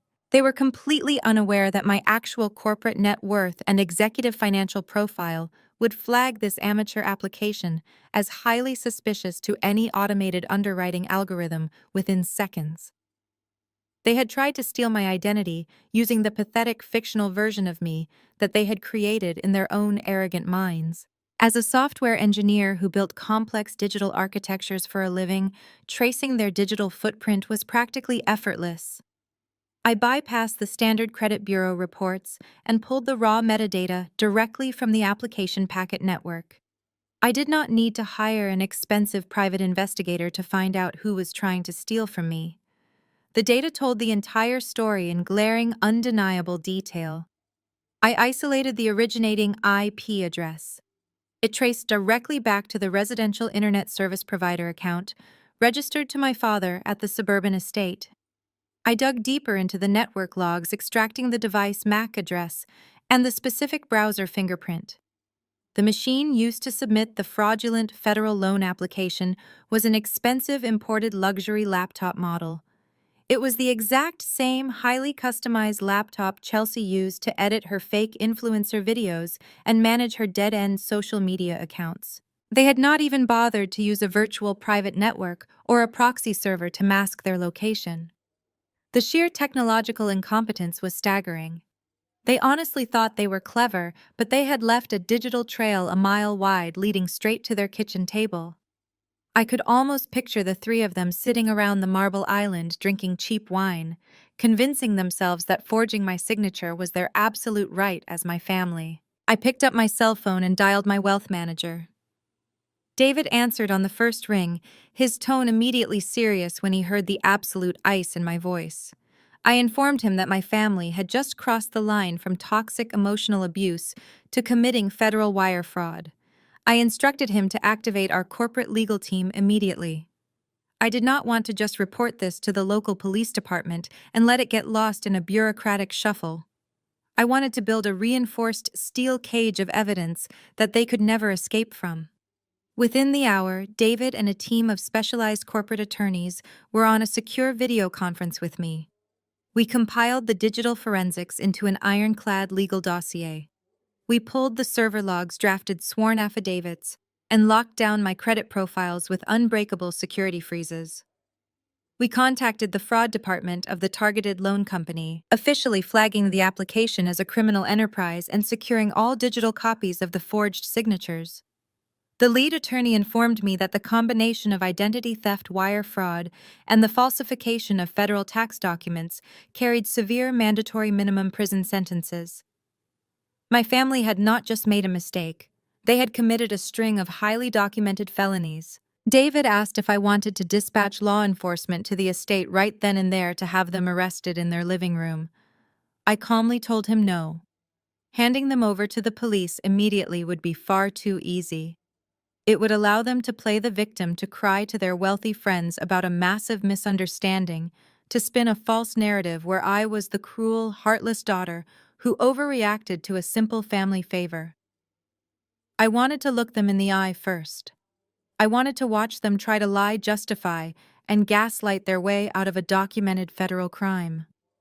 I wanted to witness the exact moment they realized the daughter they had bullied and underestimated for 3 decades was the one holding the match to their entire lives. The psychology behind their actions fascinated me in a clinical, detached way. For my entire life, they had treated me as a burden, a social liability, who brought nothing of value to their pristine image. Yet the moment they faced true accountability for their own financial failures, they did not hesitate to completely cannibalize my identity to save themselves.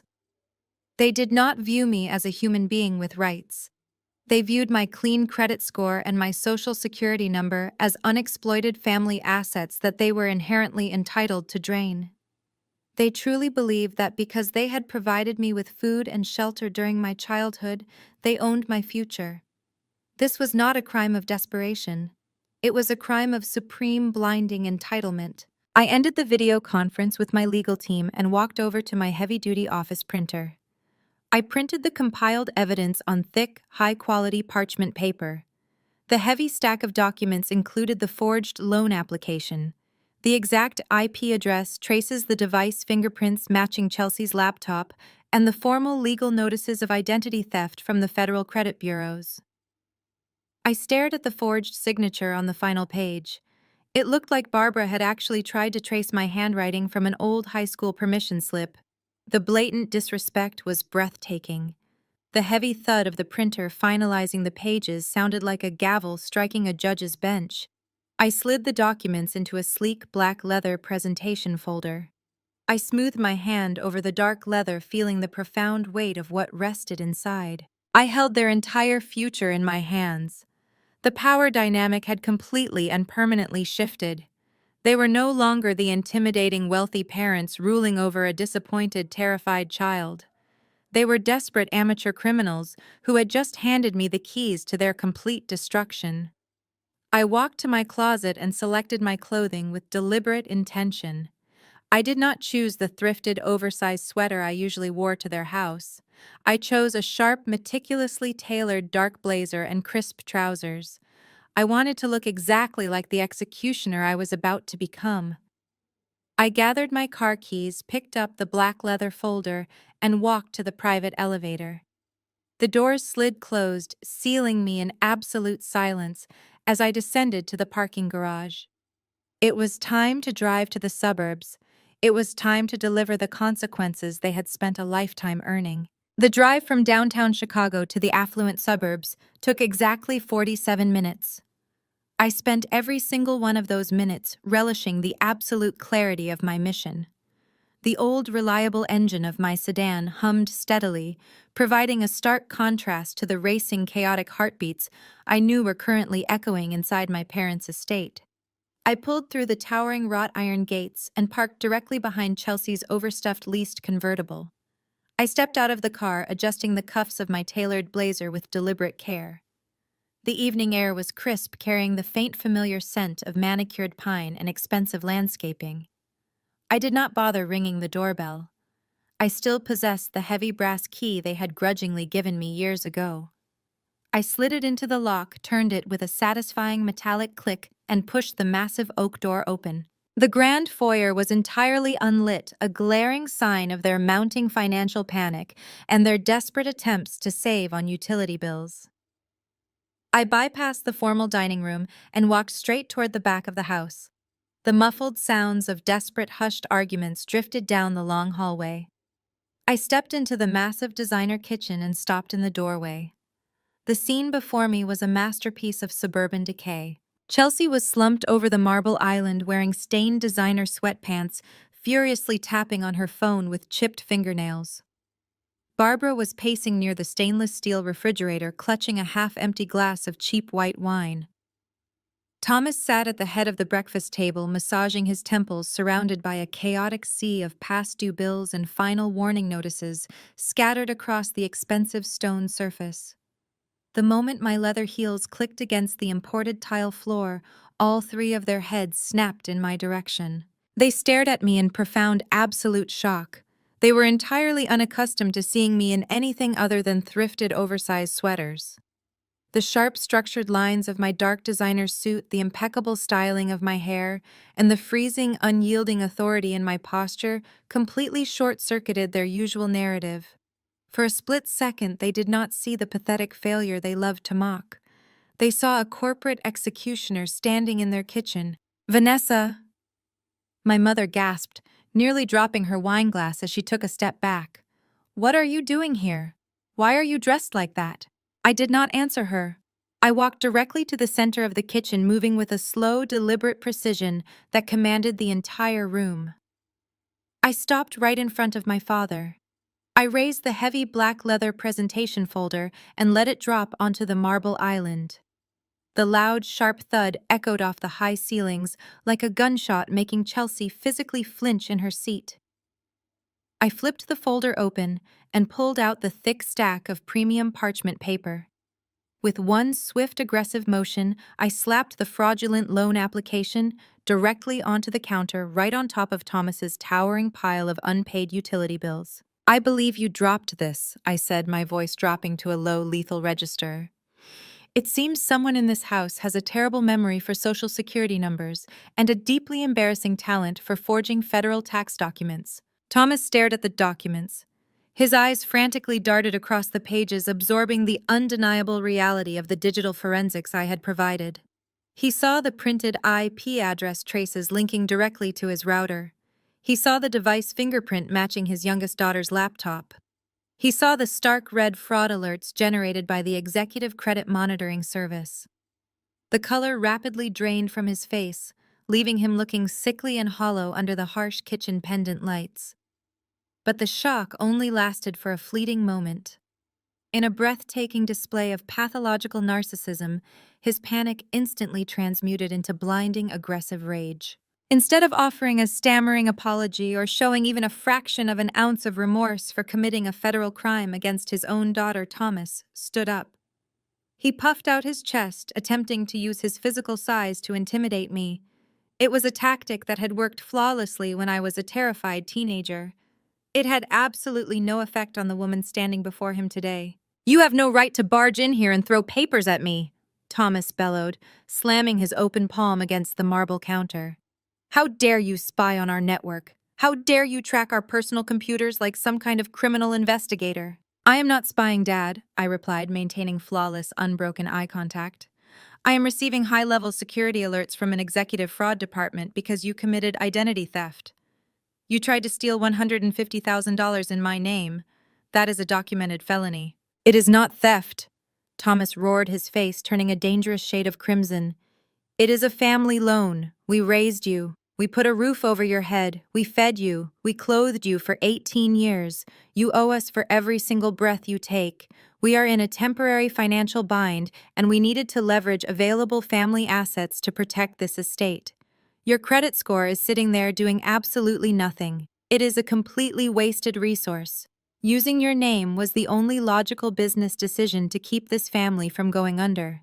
I stared at him, genuinely marveling at the twisted, broken machinery of his mind. You view my identity as a family asset to be liquidated at your convenience, I asked quietly, letting the sheer absurdity of his statement hang in the air. What else are you good for? Chelsea suddenly sneered from across the island, recovering her venomous attitude to back up our father. You are a single miserable loser with zero social life and zero ambition. You do not need a massive credit limit. You do not buy nice things or go anywhere important. Dad is trying to save this family, and you are being incredibly selfish. Your pristine little credit score is literally the only useful thing about your entire pathetic existence. You should be honored that Dad found a way for you to finally contribute something of value instead of just taking up space. Before I could even formulate a response to Chelsea's staggering delusion, Barbara launched into her own deeply rehearsed performance. She recognized immediately that Thomas's explosive aggression and Chelsea's vicious insults were not achieving the desired result. The intimidation was failing. She needed to deploy the emotional manipulation tactic. She set her wineglass down on the counter, clasped her hands together tightly against her chest, and squeezed out a few pathetic crocodile tears. "Vanessa, sweetheart, please," Barbara whimpered, her voice trembling with manufactured sorrow. "Please do not make this a bigger deal than it has to be. Your father was just trying to protect us. He was trying to protect your childhood home. You know how much this house means to our family legacy. We are on the verge of losing everything we have ever worked for. We are going to be thrown out onto the street with nothing." She reached across the counter, attempting to grab my hand in a show of maternal desperation, but I smoothly pulled it back out of her reach. "All you have to do is make one tiny phone call," Barbara begged, her fake tears rolling down her carefully powdered cheeks. "Just call the bank tomorrow morning. Tell them it was a massive misunderstanding. Tell them you authorized the loan and everything is fine. You can sign the approval papers right now and the funds will clear by tomorrow afternoon. It will save our lives, Vanessa. It will save your sister from being homeless. You have the power to fix this entire nightmare. Be a good daughter. Just sign the papers, and we will never ask you for anything ever again. I promise you." I looked at my mother's pleading theatrical face. I looked at Chelsea's arrogant, entitled glare. I looked at my father's red, furious expression. They were completely united in their shared delusion. They honestly believed they could bully, insult, and cry their way out of a documented federal crime. They believed I was still the weak, desperate girl who craved their validation so deeply that I would happily chain myself to a massive mountain of debt just to secure a fake smile from them. They thought they still held the power. I reached out and picked up the black leather folder, leaving the forged application sitting alone on the marble counter like a ticking time bomb. "I am not making a phone call to the bank," I said, my voice carrying the absolute freezing finality of a closing vault door. "I am not signing any approval papers. I am not saving this house, and I am certainly not saving any of you." Thomas lunged forward slightly, his eyes wide with disbelief. "You will sign those papers, Vanessa, or you will regret it for the rest of your miserable life. We will disown you. We will make sure you have no family left." "I will not sign them," I replied smoothly, completely unfazed by his empty threat. "I have already contacted the major federal credit bureaus. My credit profiles are entirely frozen. The loan application has been officially flagged as a criminal enterprise by the underwriting department. The digital forensics package proving you submitted the forged documents from this exact internet connection is currently sitting in a secure file at a top-tier corporate law firm downtown. If you ever attempt to use my name, my social security number, or my identity, again, I will not come here to warn you. I will simply let my attorneys hand the evidence directly to the federal authorities and let them arrest you in this very kitchen." Barbara let out a dramatic, breathless gasp, sinking against the refrigerator as if her legs had completely given out. "You cannot do this to us. We are your family. We are your blood. No, Mom, I said, stepping back away from the kitchen island and adjusting the strap of my bag. You are criminals who got caught. You are incredibly bad at it, and you are entirely out of options. I turned my back on them. I did not wait for Thomas to start screaming his empty threats again. I did not wait for Chelsea to hurl another pointless insult about my lifestyle. I walked, no, Mom, I said, stepping back away from the kitchen island and adjusting the strap of my bag. You are criminals who got caught. You are incredibly bad at it, and you are entirely out of options. I turned my back on them. I did not wait for Thomas to start screaming his empty threats again. I did not wait for Chelsea to hurl another pointless insult about my lifestyle. I walked out of the kitchen, my designer heels clicking against the hardwood floor with a steady, victorious rhythm.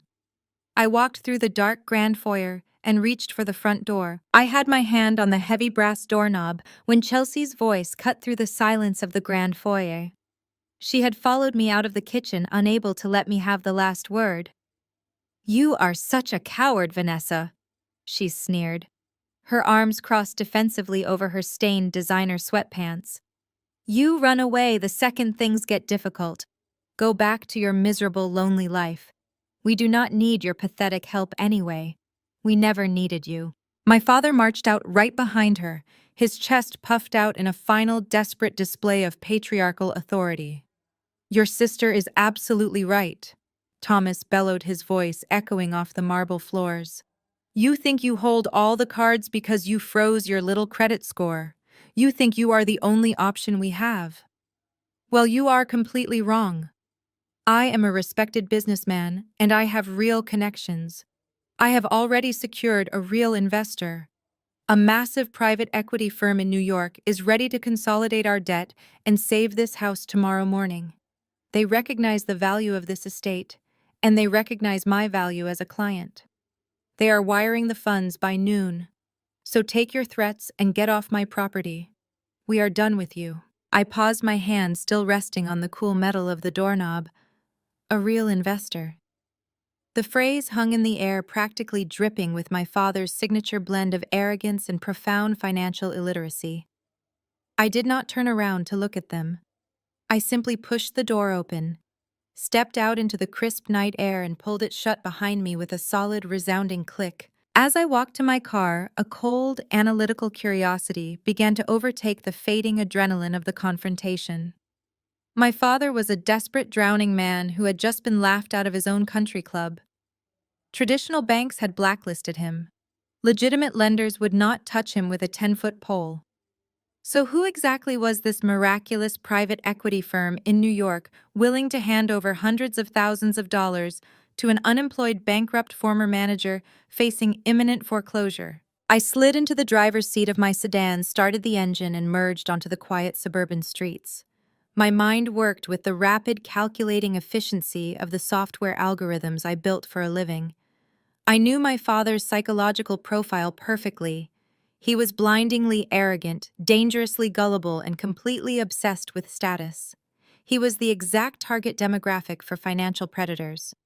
If someone put a fancy logo on a piece of paper and called him a valued executive client, he would sign his life away without reading a single line of the fine print. The drive back to downtown Chicago felt faster than the drive out. I parked in my secure underground garage, took the private elevator up to my penthouse, and walked straight into my home office. I did not bother changing out of my tailored suit. I sat down at my desk, woke up my triple-monitor workstation, and cracked my knuckles. It was time to find out exactly who Thomas thought was coming to his rescue. I pulled up my proprietary corporate database access. Through my logistics software empire, I had premium subscriptions to elite financial intelligence networks, the exact kind used by international banking syndicates to vet corporate acquisitions. I started running queries. I searched for recent distressed debt consolidations targeting high-value residential properties in my parents' specific county. It took less than 10 minutes for the algorithm to flag a highly suspicious pending transaction involving their exact property address. The firm executing the consolidation was listed as Vanguard Holdings Group, operating out of a generic commercial suite in Manhattan. I dug deeper, bypassing the glossy buzzword-filled front-facing website they used to lure in desperate homeowners. I traced the corporate registration through a labyrinth of shell companies, offshore accounts, and blind trusts. Vanguard Holdings Group was not a legitimate private equity firm. It was a notoriously aggressive predatory corporate vulture. I pulled their historical transaction records and read through their standard operating procedures. The strategy was brutally simple and entirely legal. They targeted desperate, arrogant homeowners with high equity properties who were facing immediate foreclosure. They offered a miracle consolidation loan with incredibly complex predatory terms buried deep in the contract. The terms included exorbitant compounding interest rates, impossible balloon payments due within 90 days, and an immediate transfer of the property deed as collateral. They did not want my father to pay them back. They wanted him to default. The entire business model was designed to ensure the client failed. The moment the inevitable default occurred, Vanguard Holdings Group would execute a hyper-accelerated eviction process, strip the estate of any valuable assets, and liquidate the property at auction for a massive profit. My father thought he had found a wealthy savior who respected his business acumen.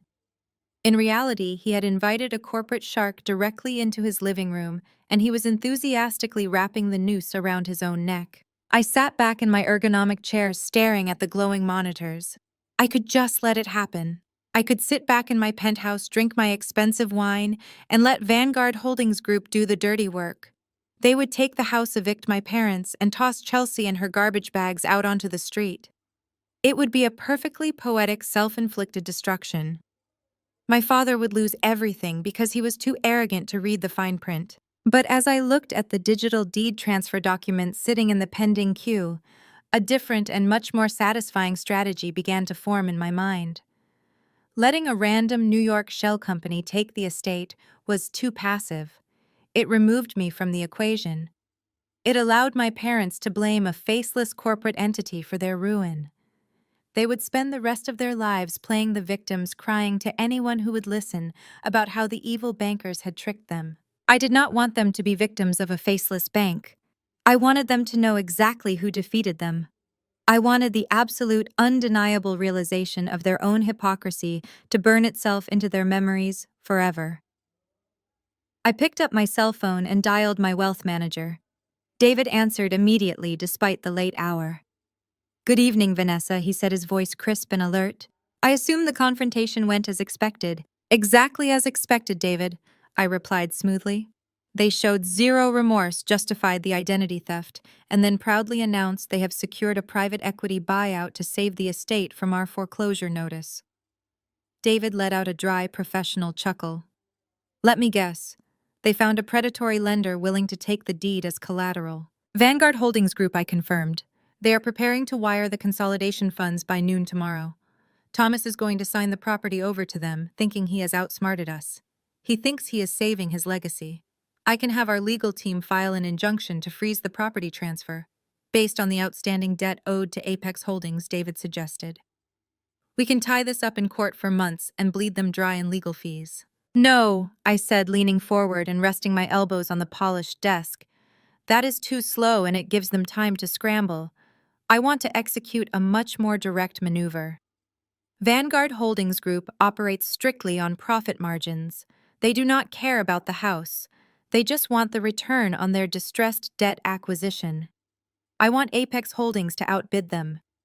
There was a brief pause on the line as David processed the directive. "You want to buy the predatory debt from the shell company?" "I want to buy the entire transaction outright," I clarified, my voice laced with cold, calculated authority. "Contact Vanguard's acquisition directors first thing in the morning before the funds are wired to my father. Offer them a 20% premium on top of their projected profit margin to acquire the paper. They are corporate mercenaries. They deal in quick flips and risk mitigation. If we offer them a guaranteed instantaneous cash payout that exceeds their projected 90-day return, they will sell the contract without a second thought. They do not care about Thomas. They only care about the bottom line. It is a highly aggressive maneuver, Vanessa." David noted the sound of rapid typing echoing through the phone. but it is entirely legal. If we acquire the consolidation paper directly from Vanguard Apex, Holdings will hold the absolute uncontested primary deed to the estate.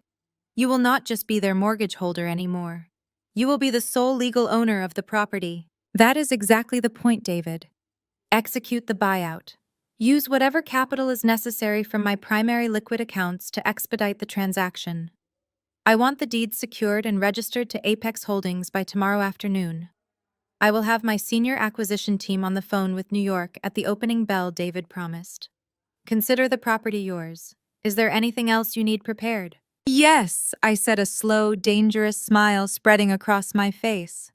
Once the deed transfer is legally finalized, I want you to draft a formal immediate notice of eviction. No 30-day grace period, no negotiations. Prepare the documents for immediate execution. Understood, David replied. I will personally oversee the acquisition. Have a good night, Vanessa. I ended the call and set my phone down on the desk. The glowing screens of my workstation illuminated the dark room, casting sharp shadows against the walls. I stood up, walked over to the floor-to-ceiling window, and looked out over the glittering, sprawling expanse of Chicago. The city below was a complex, interlocking network of power, money, and leverage. My father had spent his entire life pretending he understood how this world worked.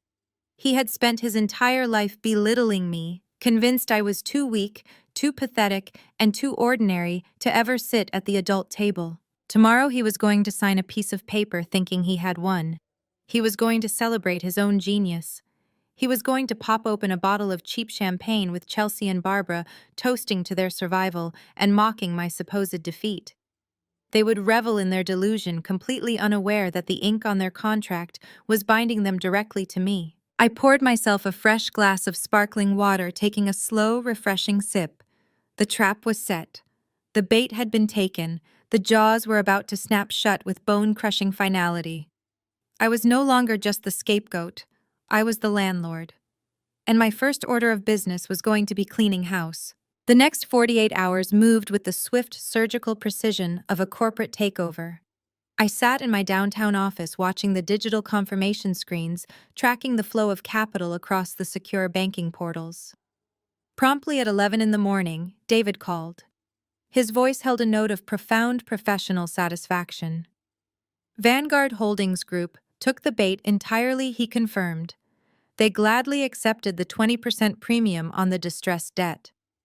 The electronic funds transfer cleared our accounts an hour ago, and the legal paperwork has been expedited and filed with the county clerk.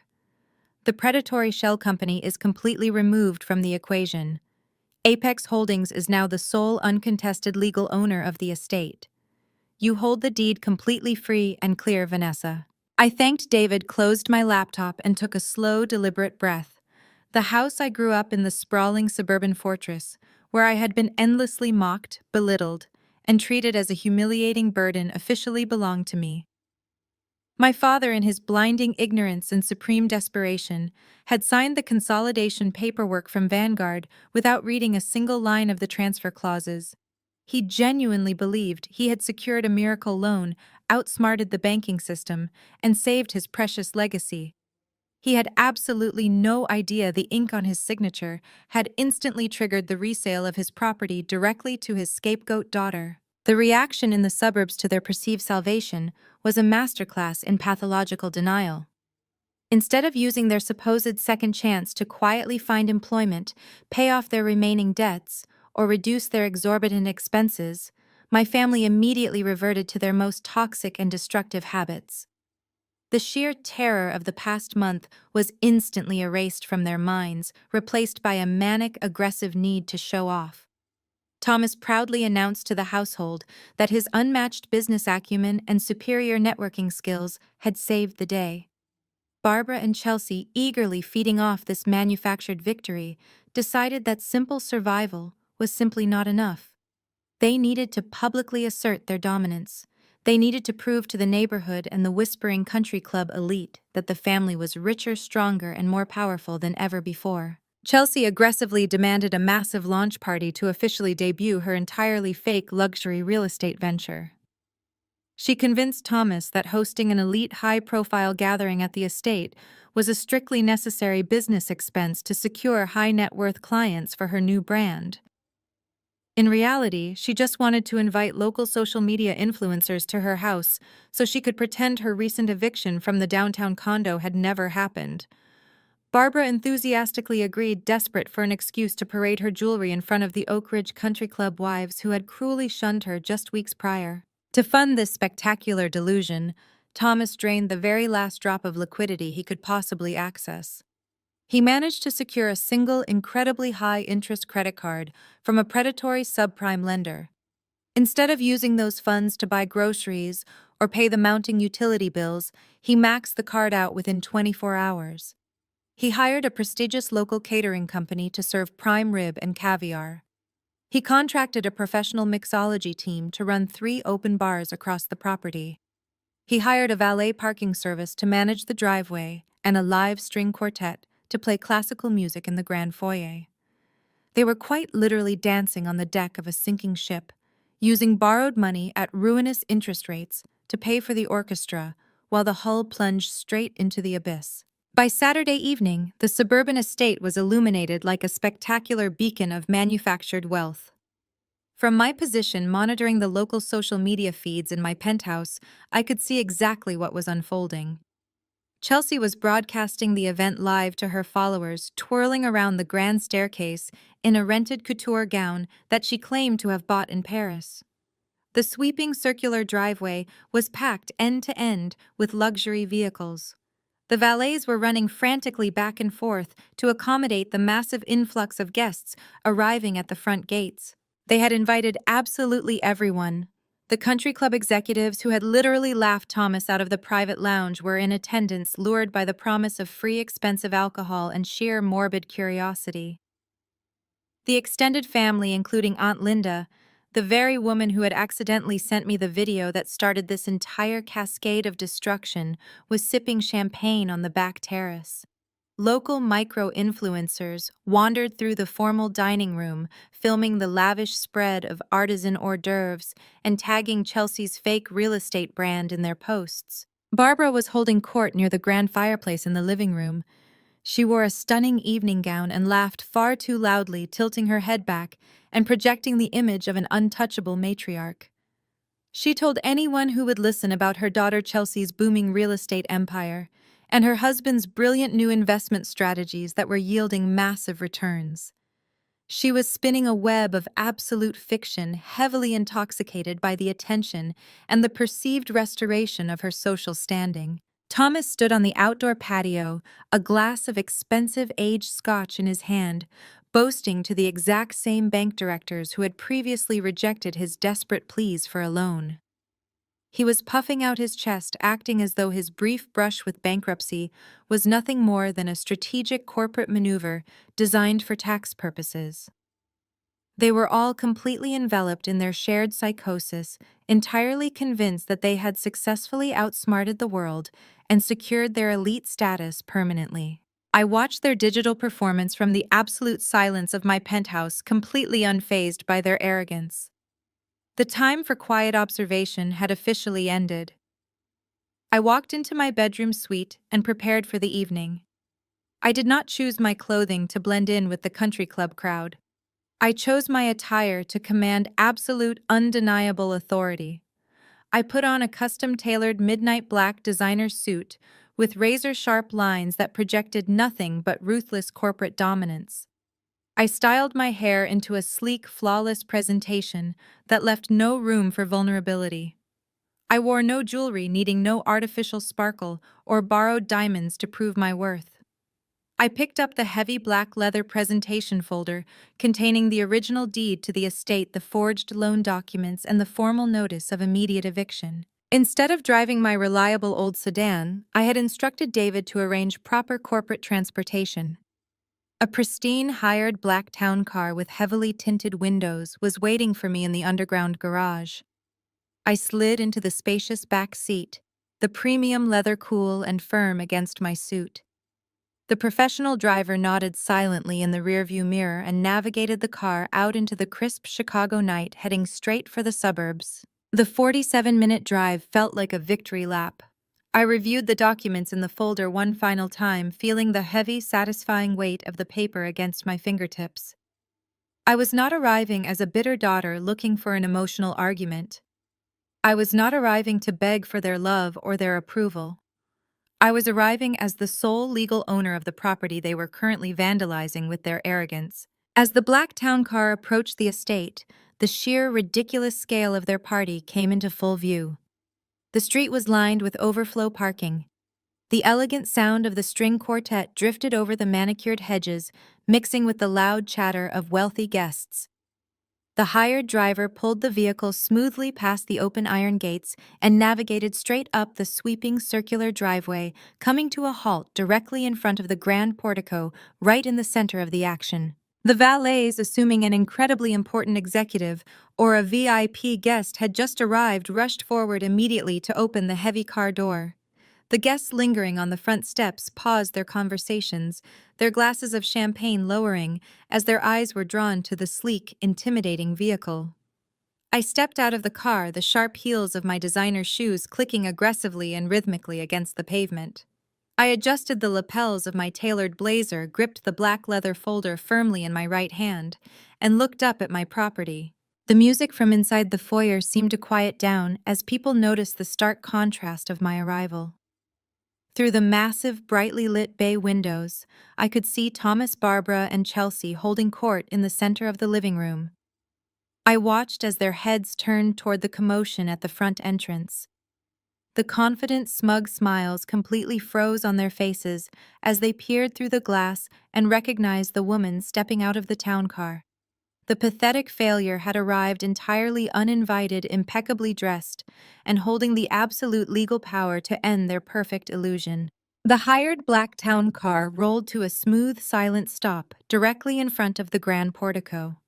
The valets rushed forward, their crisp white uniforms practically glowing under the massive exterior security lights. One of them pulled my door open, offering a polite, practiced greeting. I stepped out into the cool night air, the sharp heels of my designer shoes making a crisp, authoritative sound against the imported paving stones. I adjusted the cuffs of my tailored midnight black blazer. It was a custom piece engineered with sharp architectural lines that projected absolute, undeniable power. I held the thick black leather presentation folder firmly in my left hand. David, my wealth manager, stepped out of the opposite side of the vehicle. He wore an immaculate charcoal suit and carried a sleek titanium briefcase, moving with the quiet, lethal grace of a seasoned corporate attorney preparing for a hostile takeover. We walked up the wide stone steps in perfect unison. The heavy oak doors were pinned wide open to welcome the steady stream of local socialites and country club elite. The lively, arrogant chatter of the party immediately began to falter as we crossed the threshold. Guests in pastel cocktail dresses and linen sport coats instinctively parted to make way for us. The visual contrast of my dark, structured corporate armor against their sea of suburban leisure wear was striking. I did not look left or right. I kept my gaze fixed dead ahead, projecting a terrifying, unyielding calm. The string quartet playing in the corner of the grand foyer missed a beat as the cellist noticed the sudden heavy shift in the room's energy, but they scrambled to recover their rhythm. My father broke away from a group of banking executives standing near the sweeping staircase. His face flushed a dangerous mottled shade of crimson the second he recognized me. He practically sprinted across the foyer, abandoning his drink on a passing waiter's tray. He intercepted me just before I could reach the sunken living room, throwing his broad shoulders square in a desperate attempt to physically block my forward momentum. He leaned in close, bringing the sharp scent of expensive aged scotch and nervous, frantic sweat directly into my personal space. "What in the world do you think you are doing?" Thomas hissed, his voice a frantic, strangled whisper designed to avoid alerting his nearby wealthy guests. "Get out of here immediately. You are ruining our image. We have important investors here tonight. You have absolutely no right to show up uninvited and humiliate us." I did not step back. I did not flinch. I looked at the vein throbbing violently at his temple and the frantic, terrified energy practically radiating from his pores. I am not here to humiliate you, Dad, I replied, my voice pitched at a perfectly conversational volume that carried effortlessly over the classical music. I am simply here to inspect my property. Thomas let out a sharp, derisive scoff. He reached out, attempting to grab my upper arm to physically steer me back toward the front door. This is my house, he growled, the raw panic in his eyes entirely betraying his aggressive, commanding tone. You do not own anything here. Now get out before I have the valets throw you off the estate. I smoothly sidestepped his grasping hand. I did not even bother to argue with his delusion. Instead, I raised my right hand and gave a slight, almost imperceptible nod to David. My wealth manager stepped forward immediately, moving with flawless mechanical precision. He easily bypassed my father's defensive stance and presented a thick, legally sealed envelope directly at chest height. Thomas stared at the heavy manila envelope, his hand stubbornly refusing to take it. Mr. Thomas David said, his voice carrying the absolute chilling authority of a top-tier financial executor. Consider yourself formally served on behalf of the primary deed holder of this estate. I highly recommend you take the document. Thomas mechanically took the envelope, his fingers trembling uncontrollably against the heavy paper. Behind him, Barbara and Chelsea had finally noticed the commotion. They were pushing their way through the crowd of wealthy onlookers, their faces transforming into masks of sheer, unadulterated horror.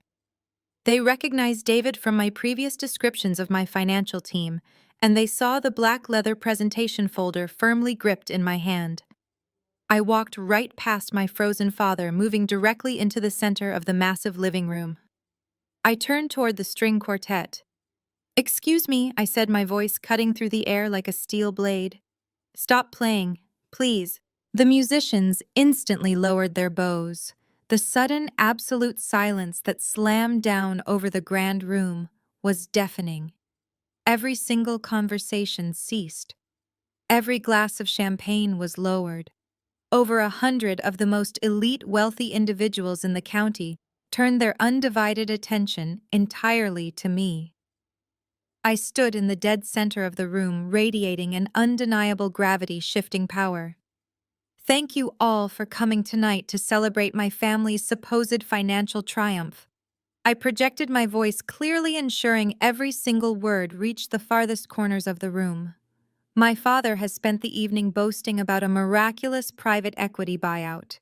My sister has been broadcasting her luxury real estate launch to anyone who will listen. My mother has been proudly showcasing a lifestyle of untouchable generational wealth. I paused, letting my gaze sweep across the sea of shocked, attentive faces. Aunt Linda stood near the fireplace, her mouth completely open. The bank executives Thomas had been trying to impress stared at me in stunned, breathless silence. I opened the black leather presentation folder, the crisp sound of the parting leather echoing in the quiet room. But since we are surrounded by so many esteemed business professionals and investors tonight, I think it is only fair to ensure total financial transparency. My name is Vanessa. I am Thomas and Barbara's eldest daughter. I am also the sole founder and chief executive officer of a global logistics software company. But to the three people standing trembling behind me, I am known by a different name. I looked directly at my mother.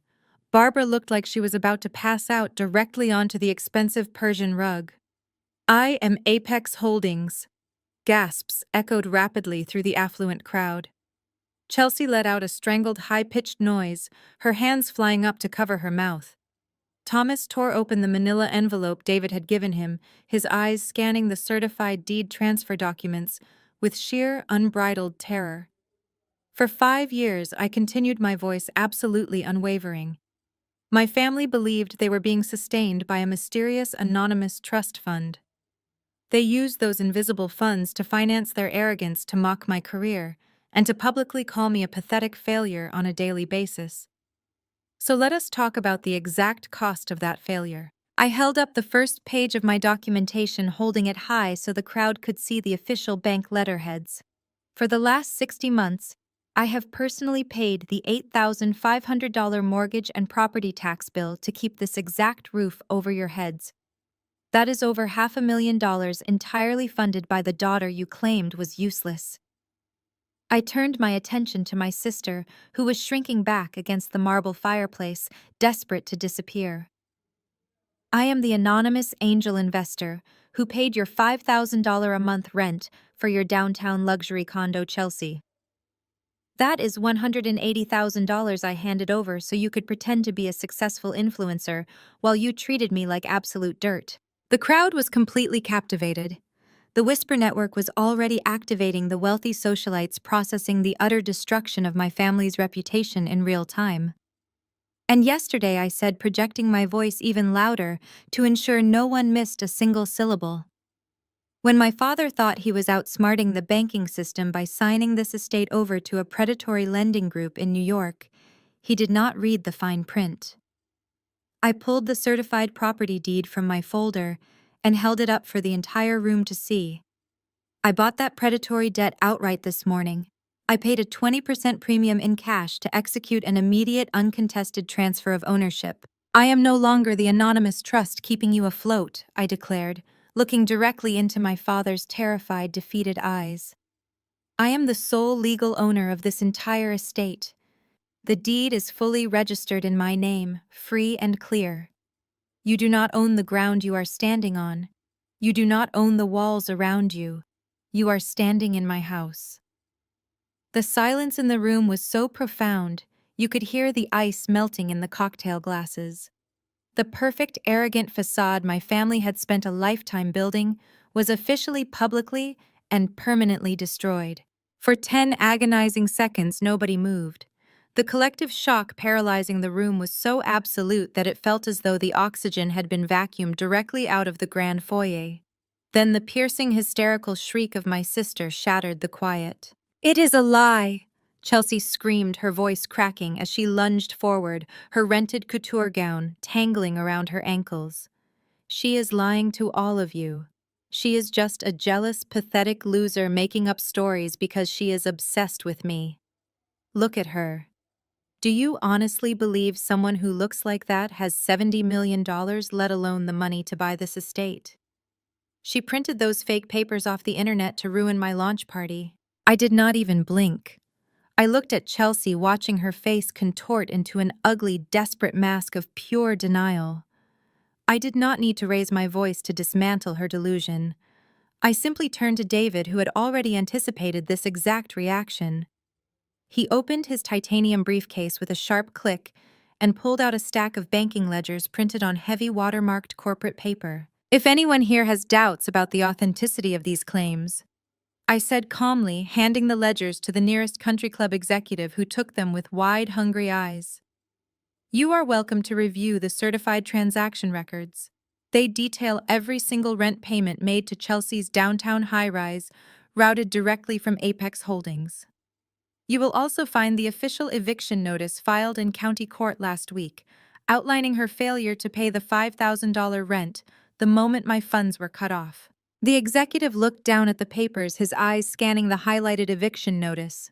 He slowly looked up, his gaze locking onto Chelsea with an expression of pure, unadulterated disgust. The whispers erupted immediately.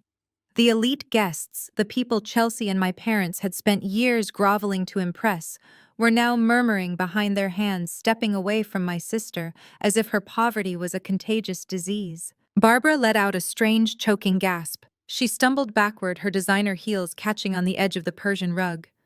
She collided heavily with the marble fireplace, her hands flying up to her chest as she began to hyperventilate. The social ruin she had spent her entire life running from had just crashed through her front door and announced itself to everyone she respected. She looked at the faces of her supposed friends, the wives of the banking executives and local politicians. None of them stepped forward to comfort her. They were backing away, their faces twisted in shock and revulsion. Barbara's breath came in ragged, shallow wheezes. She slid down the side of the marble fireplace, collapsing onto the floor in a heap of expensive fabric and fake jewelry, completely unable to process the absolute destruction of her identity. Thomas, however, could not accept defeat. His aggressive, patriarchal ego refused to let him surrender in front of his peers. He crumbled up the manila envelope David had handed him and threw it violently onto the floor. This is an illegal, hostile takeover. Thomas roared, spit flying from his lips as he pointed a shaking finger at my face. You manipulated the system. You used predatory tactics to steal my home. I will tie you up in litigation for the next 10 years. I will hire the best defense attorneys in the state and expose you for the ruthless, scheming traitor that you are. You will not get away with this. Now get out of my house before I physically throw you out. He took a threatening step toward me, but David smoothly stepped into his path, positioning himself between me and my father's blind rage. I placed a hand on David's shoulder, gently moving him aside. I wanted to look my father directly in the eyes for this next part. I wanted him to see the absolute freezing void where my fear of him used to live. You are not going to hire anyone, Dad? I said, my voice dropping to a low, lethal register that cut through his shouting. You do not have a single dime to your name. Your bank accounts are frozen. Your credit cards are maxed out to pay for the cheap caviar sitting on those catering tables. And you are certainly not going to drag me into a civil courtroom because you have a much more pressing legal problem to worry about. I reached into the black leather presentation folder one final time. I pulled out the crisp white stack of documents I had printed in my penthouse office just a few hours earlier. I held them up so the harsh light of the crystal chandeliers illuminated the bold federal headers. While you were busy planning this pathetic, fraudulent launch party, I continued, my voice echoing off the high ceilings. I received a Tier 1 security alert from my executive credit monitoring service. Someone used my exact name, my social security number, and stolen copies of my old tax documents to apply for a $150,000 unsecured personal consolidation loan. The remaining color drained entirely from Thomas's face. He froze, his aggressive posture instantly collapsing into rigid, terrified paralysis. Chelsea stopped screaming, her eyes darting nervously toward the front door. I turned the documents around, displaying the forged application signature to the crowd. But here is the problem with committing federal wire fraud from your own living room, I said, my tone dripping with clinical, terrifying precision. You left a digital footprint a mile wide. My cybersecurity team traced the originating IP address directly to the router sitting in your home office. We extracted the device MAC address. It matches the exact imported luxury laptop Chelsea uses to edit her fake real estate videos. We have the server logs, the browser fingerprints, and the digitally altered tax forms you created using my stolen identity. I walked slowly toward the marble fireplace where Barbara was still weeping and hyperventilating on the floor. I looked down at her, then turned my gaze back to Thomas and Chelsea. Identity theft, wire fraud, and the falsification of federal tax documents carry severe mandatory minimum prison sentences, I stated clearly, ensuring every single guest heard the gravity of their crimes. You did not just lie to a bank, you committed a string of highly documented felonies. My corporate legal team has already compiled the digital forensics package into an ironclad legal dossier. We have officially flagged the application as a criminal enterprise. Thomas opened his mouth to speak, but no words came out. His lips trembled, his eyes wide with the realization that he was not just facing bankruptcy, he was facing federal prison. The arrogant, boasting patriarch who had demanded my respect for 34 years was completely neutralized. He looked like a small, terrified, broken man. Please, Barbara sobbed from the floor, crawling forward slightly and reaching a shaking hand toward my designer shoes. Please, Vanessa, we are your family. We were just desperate. We did not know what else to do. Please do not send us to prison. We will do anything you want. I looked down at her, feeling absolutely no pity. You told me I owed you this, I reminded her coldly. You told me my pristine credit score was the only useful thing about my pathetic existence. You tried to chain me to a mountain of your toxic debt without a second thought. You have absolutely no right to beg for mercy now. I turned my attention back to the crowd of wealthy onlookers. The caterers had stopped serving. The valets were peeking through the open front doors. The entire Oak Ridge Country Club elite was standing in stunned, captivated silence, witnessing the greatest social execution in the history of their exclusive suburb. I am not a cruel person, I announced, addressing both my family and their horrified guests. I am simply a business owner executing a cleanup of a toxic defaulted asset. And because I am generous, I am going to give you a choice you never would have given me. I looked directly at Thomas, locking him in a stare that pinned him to the floor. Right now, there are two unmarked police cruisers parked at the end of the driveway just outside the main gates. They are waiting for my phone call to execute warrants for felony wire fraud and identity theft.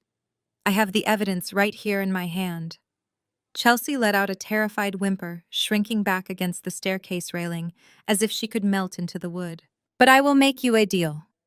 I continued, my voice hard, flat, and absolute. You have exactly until midnight tonight to pack whatever fits into your cars and vacate my property. You will leave the furniture. You will leave the appliances. You will leave anything bolted to the walls.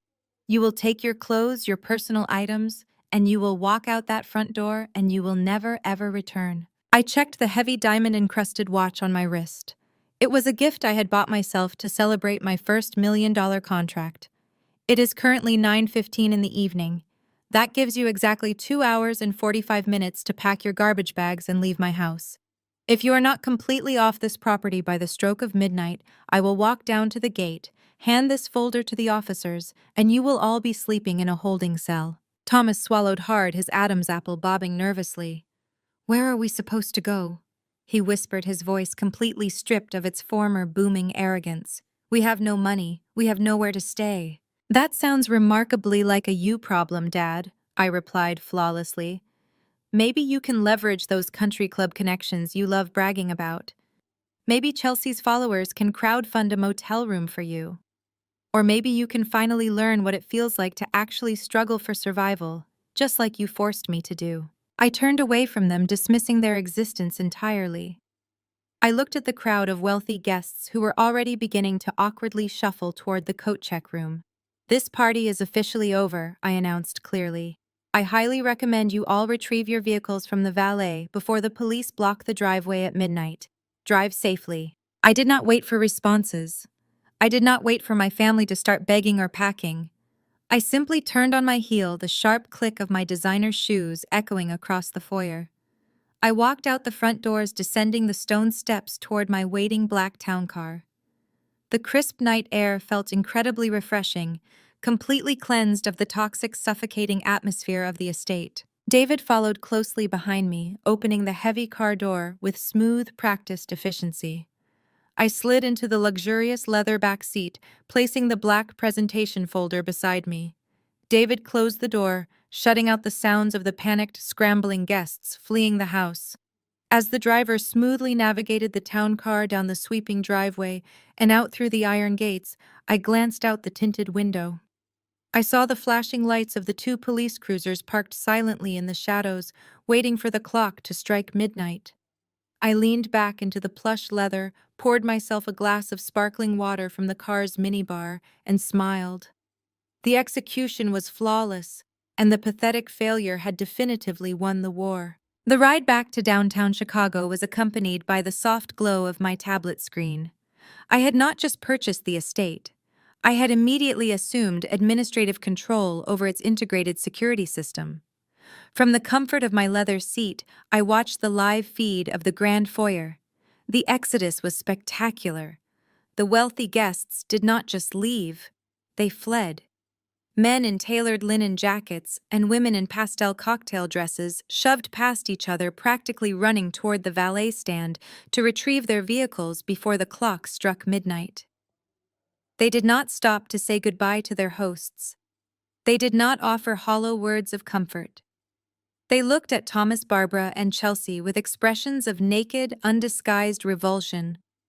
The carefully crafted social facade my parents had spent 30 years building disintegrated in less than 3 minutes. The country club elite wanted absolutely nothing to do with exposed frauds, especially ones facing imminent federal charges. Through the high-definition security cameras, I watched my family standing alone in the center of the massive empty living room. The string quartet had packed their instruments and bolted. The caterers were hastily throwing prime rib and caviar into plastic bins, eager to abandon the toxic environment. There was no more screaming. There were no more threats of litigation or arrogant demands for respect. The crushing weight of their reality had finally collapsed their egos. Thomas stood frozen, staring blankly at the floor. Barbara was weeping silently, her makeup smeared across her face in dark, messy streaks. Chelsea, stripped of her fake influencer persona and her unearned luxury, looked like a terrified child. The digital clock in the corner of my screen ticked relentlessly toward midnight. The realization of the deadline broke their paralysis. I watched as they scrambled. There were no designer suitcases left. Chelsea had already used the black garbage bags from her previous eviction, and now they were forced to raid the kitchen pantry for more. They ran frantically from room to room, shoving clothes, toiletries, and whatever meager personal items they could carry into the thin plastic sacks. The humiliating silence of their packing was absolute. They did not speak to each other. They did not argue. They were completely consumed by the sheer primal panic of beating the clock. At 11:45, they dragged their heavy, misshapen garbage bags out the front door. They crammed them into the trunk of Thomas's leased SUV. They drove down the sweeping circular driveway, passing the silent waiting police cruisers, and disappeared into the dark. They had been completely, systematically outplayed by the scapegoat they had spent a lifetime mocking. 6 months passed. The transition from chaotic suburban warfare to profound corporate serenity was absolute.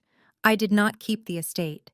I had absolutely no desire to live within the walls where I had been subjected to decades of emotional abuse. I hired a ruthless luxury real estate firm to list the property. Without my parents there to drag down the property value with their deferred maintenance and poor financial decisions, the mansion sold in less than a month. It sparked a bidding war among out-of-state tech executives and closed for significantly over the asking price. After clearing the initial debt I had purchased from Vanguard Holdings Group, the remaining profit margins were massive. It was millions of dollars in pure, unencumbered liquid capital. I did not absorb that money into my personal accounts. I did not buy a yacht or a private island. I took the entire profit from the sale of my childhood trauma and used it to build something beautiful. I established the Apex Women in Technology grant. The foundation was specifically designed to provide full-ride university scholarships, venture capital seed funding, and comprehensive mentorship programs for underprivileged women looking to break into the software engineering and logistics sectors. I funded the dreams of brilliant, hungry, determined women who had the drive to succeed but lacked the financial safety net. I took the wealth my father had squandered on country club dues and my mother had wasted on fake friendships, and I transformed it into a legacy of genuine systemic empowerment. It was the ultimate poetic recycling of toxic assets. While my empire expanded globally and my philanthropic foundation changed lives, my biological family was experiencing the brutal, unfiltered reality of the world they had previously insulated themselves from. I did not actively track them, but in the digital age, certain information inevitably filters through professional channels and public records. Thomas was facing absolute legal ruin. The creditors he had dodged for years had finally cornered him. Without the estate to use as leverage, and with his reputation utterly destroyed in the local business community, he was drowning in a sea of civil lawsuits and wage garnishments. He could not secure a job in management. He was considered a massive liability. Chelsea was forced to abandon her delusions of grandeur completely. The luxury real estate market would not touch an agent with a highly publicized, spectacular eviction and a connection to a federal fraud investigation. Without my silent financial backing to fund her designer wardrobe and aesthetic backdrops, her influencer brand evaporated overnight. The golden child was currently working a minimum wage retail job at a suburban discount mall. She spent her days folding cheap sweaters and dealing with angry customers wearing a polyester uniform that she undoubtedly despised. They lived together in a cramped, dark, two-bedroom apartment on the outskirts of the city, right next to a loud industrial train track. The rent was cheap, the walls were paper-thin, and the reality of their situation was inescapable. There were no catered dinners. There were no country club galas. There was only the suffocating, grinding pressure of living paycheck to paycheck, trapped in a tiny space with the very people they resented most. They had traded a sprawling mansion for a concrete box entirely as a result of their own blinding arrogance and greed. I sat in the formal living area of my downtown Chicago penthouse, watching the evening snow gently fall against the floor-to-ceiling windows. The city below was a beautiful, quiet snow globe of glittering lights. A fire crackled warmly in the modern stone hearth. I held a cup of chamomile tea, letting the soothing heat warm my hands. My logistics software company had just closed its most profitable quarter in history. The first class of Apex grant recipients had officially started their university programs that morning. My life was a masterpiece of peace, purpose, and absolute control. My personal cell phone buzzed softly on the glass coffee table.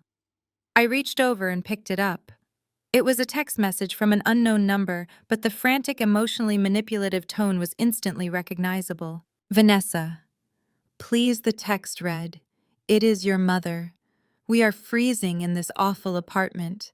Your father is sick from the stress. Chelsea cries every single night. We have nothing left. We have learned our lesson. Please just talk to us. Give us a second chance. We are your family. I am begging you. I read the message twice. I searched my heart for any lingering trace of guilt, any small tremor of obligation, any faint whisper of the terrified, desperate girl who used to crave their validation. I found absolutely nothing. There was no anger left to burn. There was no sadness left to weep over. There was only a clean, vast, beautiful emptiness where they used to live. They were no longer my family. They were just strangers dealing with the consequences of their own terrible choices. I did not type a response. I did not offer them the satisfaction of my anger or the closure of my forgiveness. I simply tapped the contact settings on my phone, selected the block caller option, and confirmed the action. The message disappeared from my screen, permanently deleting their final pathetic attempt at manipulation from my life. I set the phone back down on the table face down and turned my attention back to the glittering Chicago skyline. The snow continued to fall, burying the past under a fresh, pristine layer of white. I took a slow sip of my tea, leaned back against the plush cushions of my sofa, and smiled into the quiet room.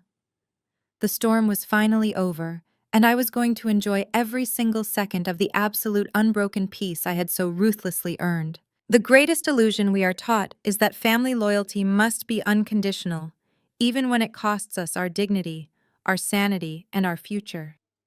For years, I operated under the false hope that if I just gave enough, protected them enough, and quietly absorbed their cruelty, my family would eventually see my true worth.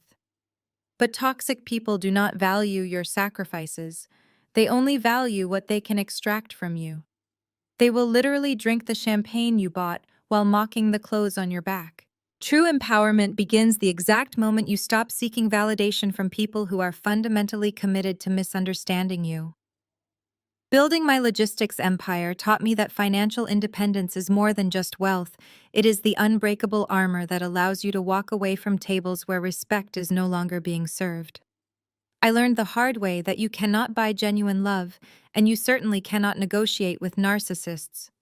The only way to win a rigged game is to flip the board and stop playing entirely. When I finally cut the financial cord, I didn't just repossess a suburban estate. I reclaimed my entire identity.